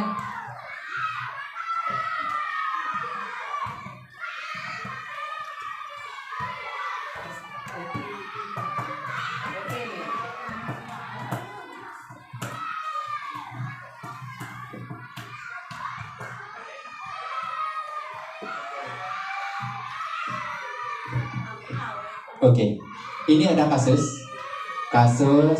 nanti kita akan coba memecahkan kasus ini sesuai dengan kemarin. Kalau teman-teman kemarin pernah mengikuti segitiga restitusi, yang pertama kita harus menstabilkan identitas, kemudian memfasilitasi validasi apa? Yang terakhir menanyakan keyakinan. Di kasus ini coba kita masing-masing berperan. Siapa yang mau jadi guru, sukarelawan, siapa yang mau jadi murid, untuk memecahkan kasus ini sebagai posisi kita sebagai orang manajer. Boleh. Ayo. Menggunakan restitusi. Mungkin Pak Ali sama Ibu Nini yang kelihatannya. Ibu Nini. Saya. Sosnya saya bacakan. Guru matematika dan wali kelas 8, Ibu Santi sakit sehingga tidak dapat masuk dan mengajar. Akhirnya dicarikan guru pengganti, Ibu Eni. Ibu Eni baru 2 tahun menjadi guru SMP. Beberapa murid perempuan, Iti dan Natali, mengetahui hal ini dan mulai menggunakan kesempatan dan bersikap seenaknya, tertawa dan tidak mengindahkan kehadiran Ibu Eni. Ibu Eni mencoba menyapa Iti dan Natali dengan ramah sambil mengingatkan mereka untuk tetap fokus pada pengerjaan tugas. Ayolah, tugasnya dikerjakan. Nanti ibu ditegur Pak Kepala Sekolah. Kalau kalian tidak mengerjakan tugas, tolong bantu ibu ya. Namun Titi dan Natali malah jadi tertawa. Bu, santai saja Bu. Mereka tetap tidak mengerjakan tugas dan malah mengobrol. Keesokan harinya, Bu Santi memanggil Pipi dan Natali serta menanyakan tentang laporan Bu Eni. Ibu Santi menanyakan apakah mereka bersedia melakukan perbaikan permasalahan yang ada. Pipi dan Natali sempat ragu-ragu dan membela diri. namun pada akhirnya mengatakan akan minta maaf. Ibu Santi menanggapi bahwa tindakan itu boleh saja dilakukan bila mereka sungguh-sungguh ingin meminta maaf. Namun Ibu Santi menanyakan kembali apa yang mereka bisa lakukan untuk menggantikan rasa tidak hormat rasa tidak dihormati. Ibu Santi, baik Pipi maupun Natali mengakui bahwa perilaku mereka tidak sesuai dengan keyakinan kelas. Ibu Santi melanjutkan kembali apa yang mereka lakukan untuk memperbaiki masalah. Apakah ada gagasan? Setelah berpikir sejenak, Natali dan Pipi mengusulkan bagaimana kalau mereka mengadakan sebuah diskusi kelompok dengan teman-teman sekelasnya. Tema yang mereka pilih ada penerapan keyakinan kelas, terutama tentang sikap saling menghormati dan bagaimana penerapannya di kehidupan sehari-hari di sekolah. Ada ibu tamu di sini. Usulan kedua adalah mengirim email kepada Ibu Eni tentang gagasan mereka tersebut. Mereka pun memberitahu Ibu Eni bahwa mereka telah memberitahu kepala sekolah. Pak Hasan, bila lain waktu ada ketiadaan guru, maka mereka akan mengusulkan Ibu Eni sebagai guru pengganti. Dari kasus ini, kita memposisikan diri sebagai seorang manajer menggunakan metode segitiga restitusi. Bagaimana cara penerapannya? Mungkin ada yang bisa. Boleh Ibu, ada Ibu yang gak bisa jadi sekali rawat. berdua. Ibu, ayo, tidak apa-apa. Siap bagi Ayo, Ibu silakan yang ibu bagi tamu ini. Oke, silakan. Depan. Sebagai guru dan sebagai Ibu Eni, sebagai Natali dan sebagai Pipi. Kita minta 3 orang. Ya, sama Ibu ini. Ya, bisa. Ibu Pipi. Saya sebagai murid nanti. Jadi nanti Ibu Ibu milenial ini akan memecahkan masalah Natali dan Pipi, Memposisikan diri memposisikan menjadi diri manajer. sebagai manajer. Bagaimana cara memecahkannya? Oke. Ayo dah, di depan dulu yuk.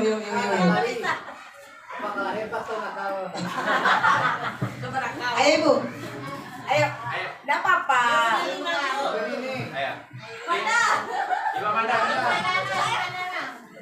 Oke, boleh dipraktek aja Bu.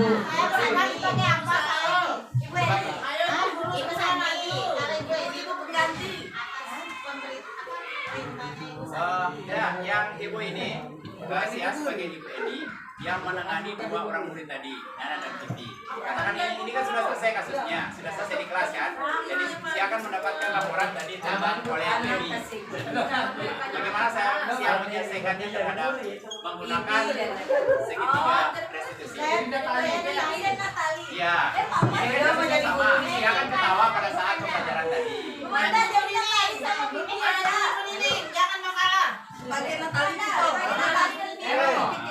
Saya jadi tukang kantinnya.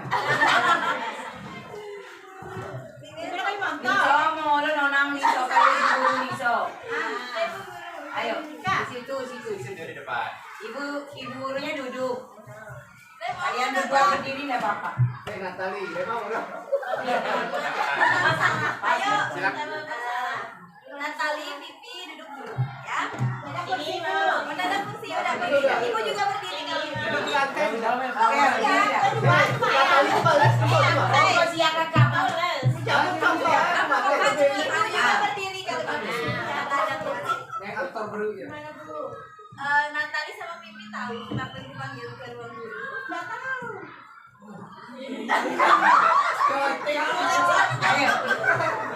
Nggak tahu kesalahan kamu. Nggak tahu. Tahu salah banyak kan orang. Katanya Ibu Eni kalau Pipi dan Natali tidak mendengarkan Ibu Eni di kelas. Yakin?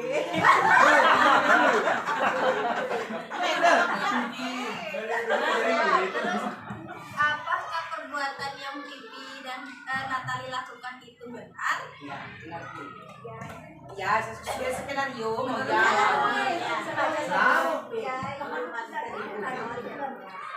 Kalau benar, kira-kira dari apa yang Natali sama Pipi lakukan itu Saya bilang saya diganti. Bentar, saya ketawa tadi itu guru yang salah. Cara pakaiannya tadi melorot tonnya. Ketawa, Bu. Terus emang ketawa itu adalah hal yang benar Pipi dan Natali lakukan. Tidak lebih apa naturalisasi.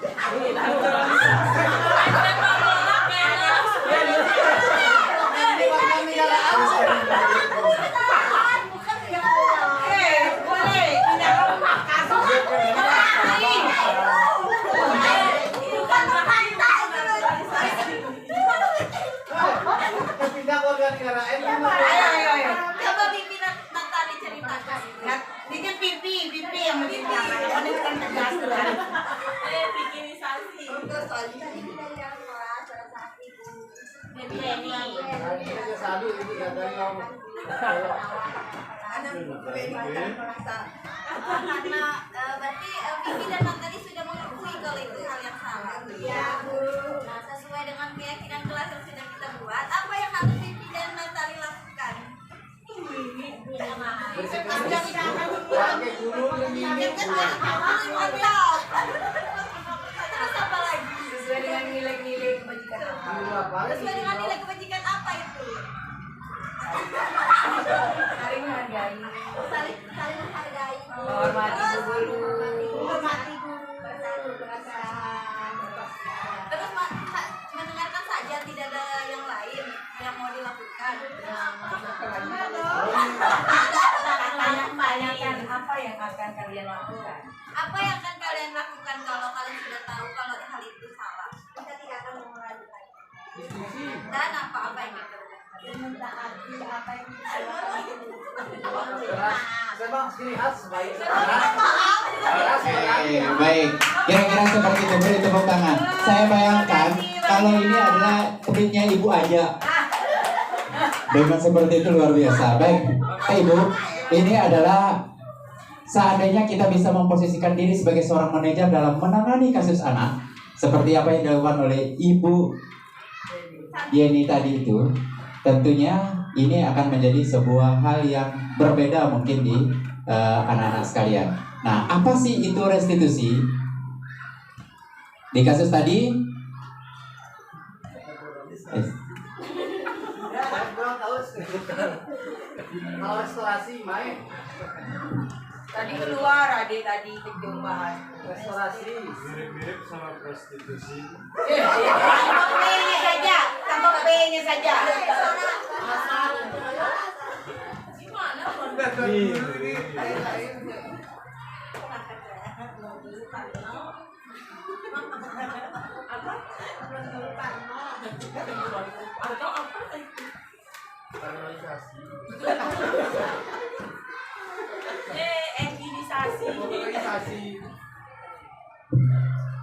oke, ini adalah langkah-langkah bagaimana kita menangani sebuah kasus di dalam kelas menggunakan restitusi, segitiga restitusi. Pak Ami, Pak Iwan, mungkin ini adalah hal yang baru seperti apa yang disampaikan oleh Ibu Sur, karena ketika kita kuliah dulu kita tidak mendapatkan, dan segitiga restitusi ini baru dikembangkan sekitar tahun 2001. Apa yang kita lakukan yaitu memvalidasi kebutuhan identitas. Nah, setiap orang pasti pernah melakukan kesalahan. Salah satu contoh misalnya anak-anak ketika kita panggil, kenapa kita dipanggil? Mereka kita berikan penguatan. Kita memberikan bahwa mereka itu bukan sedang dalam bermasalah. Kita menyampaikan kepada mereka bahwa melakukan hal itu bukan mereka yang pertama kali, tetapi semua orang di dunia ini pernah melakukan hal yang sama. Tentu dia akan menjadi lebih tidak terganggu psikisnya tentang kita tunjuk-tunjuk atau kita maki-maki dia. Kemudian yang kedua adalah memvalidasi kebutuhannya. Kita harus menanyakan alasan kenapa mereka melakukan kegiatan tersebut. Kebanyakan kita, terutama saya sendiri, ketika sudah melihat mereka melakukan kesalahan, maka langsung kita justice mereka bahwa apa yang dilakukan itu tidak boleh. Padahal mereka punya alasan melakukannya, dan ini harus kita lakukan, menanyakan alasan kepada mereka. Salah satu contoh tadi, Ibu Eni itu menanyakan alasannya. Apa alasannya? Ternyata Ibu Eni itu roknya melorot tadi sehingga diketawain misalnya. Benar begitu Bu ya? Oh gitu. Seperti itu. Maka alasan-alasan ini tentunya akan menjadi sebuah hal yang mendasari mereka melakukan kesalahan. Sehingga penanganannya kita bisa menawarkan cara-cara atau menanyakan kepada mereka apakah ada cara lain untuk mendapatkan apa yang mereka butuhkan itu. Tidak dengan harus ketawa. Mungkin mereka bisa berinisiatif memberitahukan gurunya ketika melakukan kesalahan atau dan sebagainya. Kemudian yang terakhir, karena kita tadi sudah membuat keyakinan kelas dan itu ada dalam intrinsik mereka, maka kita tanyakan nilai-nilai keyakinan atau kebajikan apa yang mereka yakini ketika melanggar keyakinan yang sudah kita buat. Nah, kita juga menanyakan mereka ingin menjadi seperti apa. Banyak hal, dan di sini ada beberapa instrumen yang bisa kita gunakan untuk menanyakan anak-anak ketika melakukan sebuah kesalahan. Contohnya tadi Mas identitas. Kita bisa menggunakan instrumen ini. Guru berkata berbuat salah itu adalah hal yang manusiawi, tidak ada manusia yang sempurna. Bapak Ibu juga pernah buat salah, kita pasti bisa menyelesaikan masalah ini. Ini adalah instrumen-instrumen.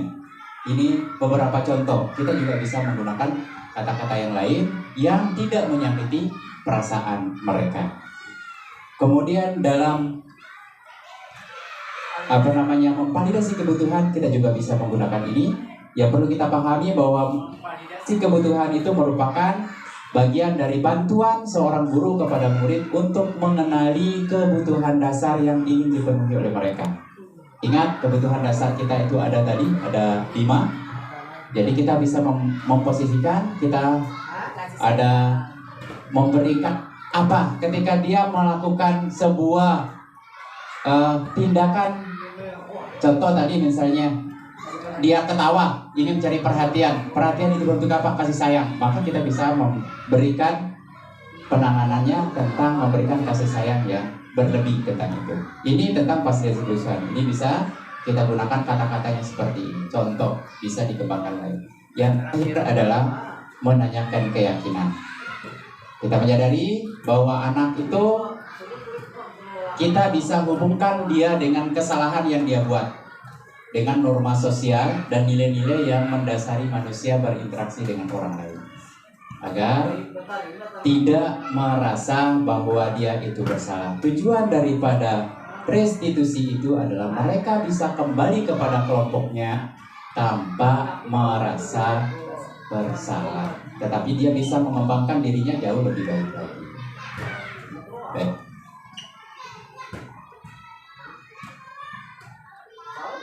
Ini intervensi yang bisa kita buat dengan anak-anak itu.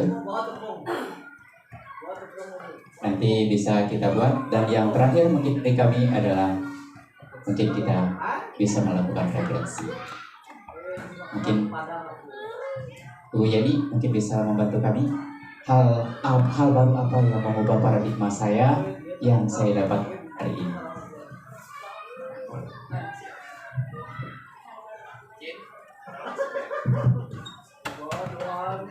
Apa yang mengubah paradigma saya yang saya dapatkan. Jadi mungkin selama ini yang kita lakukan di kelas saat menghadapi siswa yang bertengkar atau ada masalah di kelas, kita langsung kepada poin permasalahannya tanpa mengetahui bagaimana sih perasaan siswa itu, tanpa mengetahui alasan dibalik siswa melakukan itu. Kemudian dengan adanya segitiga restitusi ini, kita belajar langkah-langkah yang kita ambil sebelum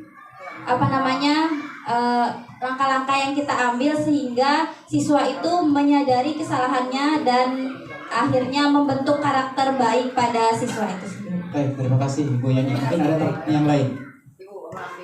Oke, Ibu bisa memberikan kita sedikit tentang mungkin apa yang akan Ibu lakukan nantinya setelah kita melakukan intimidasi ini di kelas, Ibu. Mungkin bisa memberikan kepada kami.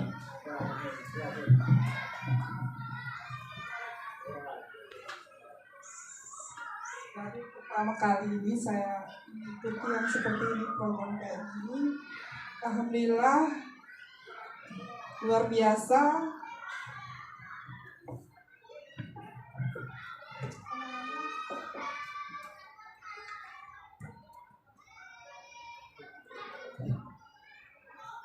Yang rencana yang saya akan lakukan nanti di sekolah setelah ini, Insya Allah nanti saya akan apa yang saya dapat hari ini akan saya aplikasikan di sekolah nanti. Iya. Insya Allah. Siap, terima kasih Ibu. Inilah harapan dari program penggerak yang coba digagas oleh Kementerian Pendidikan dan Kebudayaan, bahwa segala sesuatu yang kami dapatkan di program penggerak itu kita imbaskan agar terciptanya budaya positif itu tidak bisa dilakukan oleh satu orang, tetapi harus secara bersamaan oleh seluruh elemennya. Makanya diperlukan kegiatan diseminasi. Kita sekarang kalau mau teriak, kalau di sekolah ini yang paling banyak berdosa ini, ya mungkin saya, mungkin Pak Ami sama Pak Belik yang sering teriak-teriak pakai mikro. Nah, tapi sekarang ini mau Pak, sekarang itu bukan sengaja datang terlambat ya, tapi ingin mengurangi teriak-teriaknya Pak Ami. Karena kemarin posisi kita selalu terus. Sama dengan saya Pak Dirman. Iya. Waktu ditanya sama pengajar praktek, Ibu Sur udah apa aja sih yang menjadi tantangan gitu kan? Setelah menerima modul 1.4 sangat berat bagi saya Pak, saya bilang gitu. Yang menjadi tantangan bagi saya, oktav suara saya belum bisa turun kedua. Dari 5 belum bisa turun kedua Pak, saya bilang susah banget. Saya bilang gitu. Luar biasa. Mungkin terakhir kita mohon kesediaan kita ini, dan terakhir nanti statement dari Bapak Kepala Sekolah. Saya tidak menjawab yang dipaparkan, sudah terwakili sama jawaban Ibu Jenny tadi. Saya justru penasaran ini, pengen tahu pendekatan seperti apa kira-kira yang harus kita terapkan di kelas maupun di lapangan setiap kita melakukan kegiatan, ketika anak-anak itu susah untuk diatur. Kan sering kita teriak-teriak selama ini kan gara-gara anak-anak itu tidak terlihat, pokoknya susah untuk diatur lah. Jadi kira-kira pendekatan seperti apa yang akan kita terapkan di sekolah kita ini?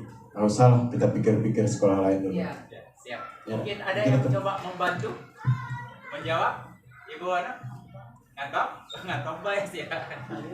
Baik, Pak Ami, mungkin ada Ibu Bendahara. Baik, Ibu Sur, mau mungkin coba memberikan tanggapan? Oke, baik, terima kasih Pak Iwan, luar biasa pertanyaannya. Pendekatan apa yang harus kita lakukan tatkala anak didik kita terlaksananya budaya-budaya sekolah yang kita laksanakan setiap pagi itu seringkali membuat kita sebagai guru yang ada di sini tuh kurang kontrol gitu ya. Iya. Jadi dengan adanya budaya positif ini, menurut saya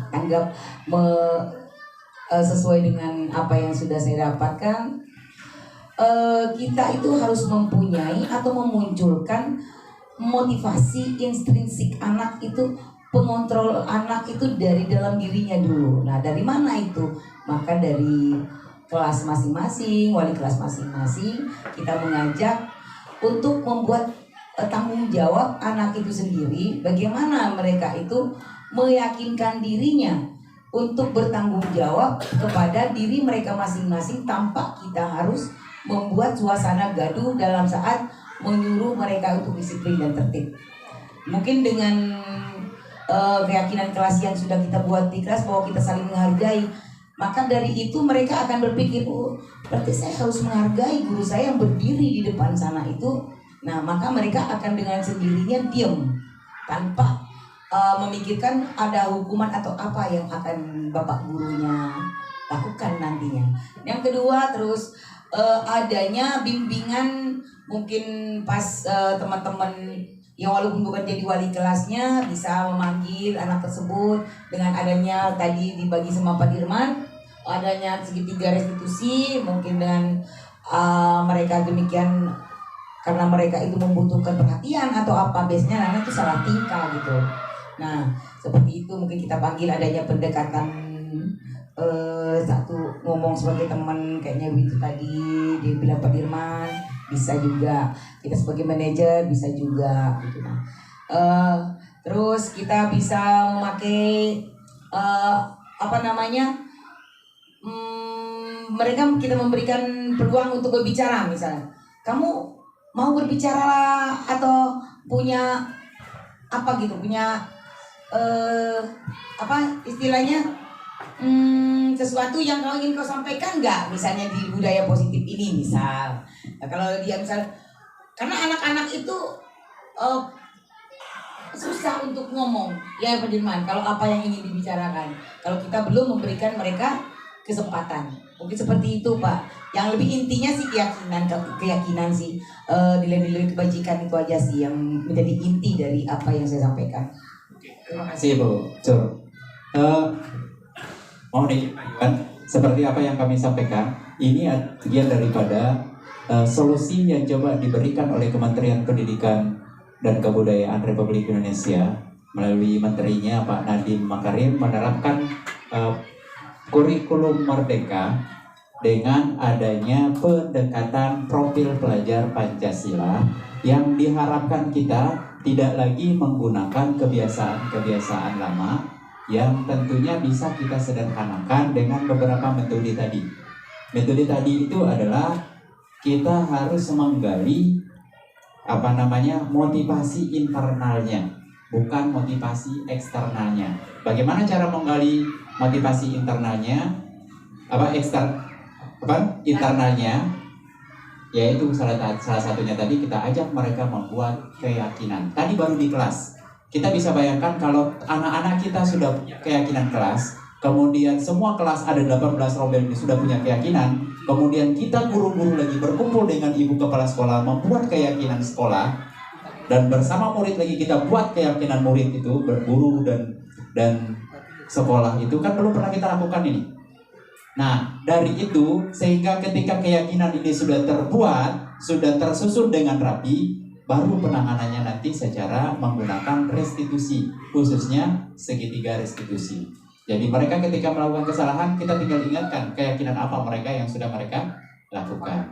Mungkin ini adalah solusi yang dicoba ditawarkan oleh mereka, yang memang pada kenyataannya hampir setiap sekolah yang ada di kabupaten kita ini mungkin belum menerapkan ini. Nah, itulah kami diminta untuk melakukan diseminasi kepada teman-teman agar ini tidak hanya berlaku di kelas teman-teman yang berkesempatan ikut CGP, tetapi teman-teman yang belum berkesempatan ikut CGP ini juga bisa mendapatkan informasi yang sama. Nah ini adalah bagian daripada itu. Ini juga patut sedikit kita renungi Bapak Ibu. Ini sudah dilahir pada tahun 1912 oleh Bapak Ki Hajar Dewantara, bahwa anak harus kita berikan kemerdekaan, dan inilah dasarnya kurikulum Merdeka itu. Merdeka itu artinya tidak hanya terlepas dari perintah, akan tetapi juga cakap buat memerintah diri sendiri. Jadi anak-anak ini kita bagaimana kita memimpin mereka agar bisa memerintah dirinya sendiri. Selama ini kita kan selalu memberi perintah, terutama saya sendiri mungkin yang sering pegang mic pagi-pagi ini. Dan kita memang tidak bisa menerapkan secara bimsalabim, tetapi pelan-pelan. Intinya kita sudah mempunyai ilmunya. Gimana Pak Iwan? Mungkin ada tanggapan Pak Iwan? Siap. Atau mungkin Pak Amir memberikan. Mungkin ada tambahan. bagaimana dengan tanggapannya? Apapun Pak, boleh. Baik, terima kasih. Assalamualaikum warahmatullahi wabarakatuh. Waalaikumsalam warahmatullahi wabarakatuh. Ya, pada pagi hari ini saya pikir kita semua setuju ya. Kita semua setuju bahwa apa yang diharapkan oleh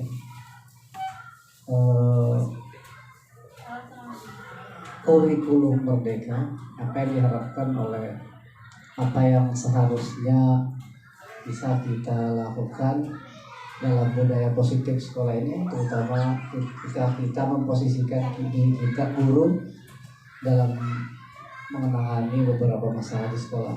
Ini tentu sangat baru bagi kita. Bahkan kita ini kena semua ke saya. Saya mungkin salah satu guru yang paling sering, salah satu guru yang paling sering mengurusi anak-anak semua kelas dari kelas 1 sampai kelas 6. Dan bahkan saya kejar sampai ke kelas-kelasnya. Membantu guru dalam bentuk rapid deh. Yang kena nangis guru kelasnya. Mereka sih pukul anakku. Jadi ini sedikit membuka cara pandang kita, cara berpikir kita tentang bagaimana menangani anak-anak sehingga nanti penanganan yang kita berikan itu tidak menjadi salah, justru berakibat fatal. Tapi memang sedikit bukan pesimis, Bapak Ibu CGP bukan pesimis, optimis itu tetap selalu ada. Di awal-awal ini tentu kita akan banyak sekali kendala, terutama tadi itu merdeka itu bukan hanya merdeka itu bukan hanya pandai tidak hanya terlepas dari perintah, tapi juga cakap buat memerintah diri. Ini memerintah diri sendiri ini yang sulit. Ketika kita paham dengan teori-teori yang seperti itu, saya pikir kita sepakat tadi sangat baik dan solutif lah untuk kedepannya, apalagi mengingat kasus-kasus Pak Akbar sekarang ini salah satu solusi sekira. Tapi ini memerintah diri sendiri ini sama dengan refleksi, sedangkan refleksi terhadap diri sendiri sama dengan introspeksi diri. Ini yang menjadi, saya pikir kalau saya pribadi masih menjadi sedikit tantangan, karena selain orang, lain lubuk, lain airnya, lain pula ikannya. Jadi orang itu berbeda, tingkat emosionalnya berbeda. Mungkin banyak perbedaan, sehingga dalam ketika menghadapi permasalahan yang seharusnya menggunakan segitiga restitusi tadi, kendalanya di sini. Emosional guru kan tidak semua sama. Kemudian yang kedua dari pihak si peserta didik sendiri. Nah, kasus yang diberikan tadi itu kan kasus yang datar, yang diperagakan dan datar. Karena dilema, polemik siswa sekarang belum kompleks. Coba kita lihat, ada sekarang mana kita sudah susah, bukan tidak bisa membedakan anak-anak itu yang benar-benar tulus dan tidak meminta maafnya, atau anak-anak yang kadang kita berharap bahkan wajahnya, ekspresinya dibuat sedemikian rupa hingga meyakinkan untuk mendapatkan jika kita tidak bisa memberikan punishment lah, justice lah kepada dia. Misalnya contoh salah satunya sehingga ada kehilangan, walaupun dia pelakunya, kadang-kadang sekarang sudah pandai sekali menyembunyikan. Nah, ini saya sebagai satu kendala, sehingga kadang-kadang tidak selalu saya masih sering menjadi penghukum gitu. Ini tujuannya memang kalau secara aturan tidak dibenarkan, tapi ada tujuan baik di balik itu. Mungkin itu yang dapat saya sampaikan. Terima kasih. Assalamualaikum warahmatullahi wabarakatuh. Terima kasih Mbak Ami, luar biasa. Dari apa yang Pak Ami paparkan itu sama-sama itu membuat hambatan dan kesulitan bagi kita semua di sekolah ya Pak Dirman ya. Karena ini adalah suatu hal yang baru yang tidak semudah membalik telapak tangan ya, untuk kita menjadikan budaya positif, membuat anak-anak kita menuju ke tujuan daripada modul 1.4 kita ini. Jadi dari Pak Iwan juga masukan, pertanyaan, Pak Ami sebagai refleksi kami, evaluasi kami ke depan, dan Ibu Yeni dan teman kita dari guru sekolah gugus wilayah 1 kita sangat luar biasa ya Pak Dirman ya. Terima kasih banyak. Baik Bapak Imi, karena tidak terasa walaupun inseminasi tapi waktu kita ini sudah hampir 2 jam kurang 10 menit. Ini sangat luar biasa. Pribadi Gus mengucapkan terima kasih. Untuk lebihnya nanti mungkin bisa kita laksanakan dengan membuat sebuah kelompok praktisi agar perubahan-perubahan kecil ini bisa kita suarakan, bisa kita praktekkan bersama. Terima kasih. Mungkin selanjutnya nanti akan kita banyak sharing di dalam kelompok-kelompok praktisi yang ada di sekolah kita. Saya akhiri. Saya yakin di benak Bapak Ibu masih banyak pertanyaan, masih banyak unek-unek yang perlu kita bahas. Tapi insya Allah kami menyediakan diri, kalau bahasanya Pak Holik, kami mewakafkan diri untuk dunia pendidikan ini, untuk kita sama-sama belajar demi terciptanya tujuan pendidikan nasional, terutama menerapkan atau mewujudkan profil pelajar Pancasila. Saya akhiri. Wabillahi taufiq wal hidayah. Assalamualaikum warahmatullahi wabarakatuh. Waalaikumsalam warahmatullahi wabarakatuh. Ya, oke, beri tepuk mantap buat kedua CGP kita ya. Oke, tepuk mantap. Jempol kanan, jempol kiri. Mantap. Iya, terima kasih. Wow, tepuk wow. Wow. Iya, terima kasih. Nah, buat MC-nya lagi sekali dong. Tepuk mantap. Jempol kanan, jempol kiri, 2 jempol. MC mantap. Terima kasih. Iya. Terima kasih kepada kedua CGP yang telah menyampaikan ya atau diseminasi tentang segitiga restitusi ya. Mungkin selama ini dari Bapak Ibu guru ada paradigma yang lama dianggap sudah benar Bapak Ibu guru lakukan selama ini ya.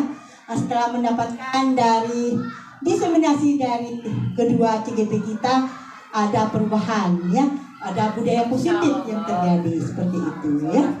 Ya mungkin kita cukupkan sampai di sini, mudah-mudahan ada manfaatnya dan bisa kita mengimplementasikan atau mentransferkan ilmu-ilmu yang kita dapatkan dari kedua CGP bisa kita terapkan di sekolah kita masing-masing ataupun di kelas kita sendiri. Ya, terima kasih semuanya. Marilah kita tutup acara ini dengan sama-sama melapaskan hamdalah. Wabillahi taufiq wal hidayah. Wassalamualaikum warahmatullahi wabarakatuh.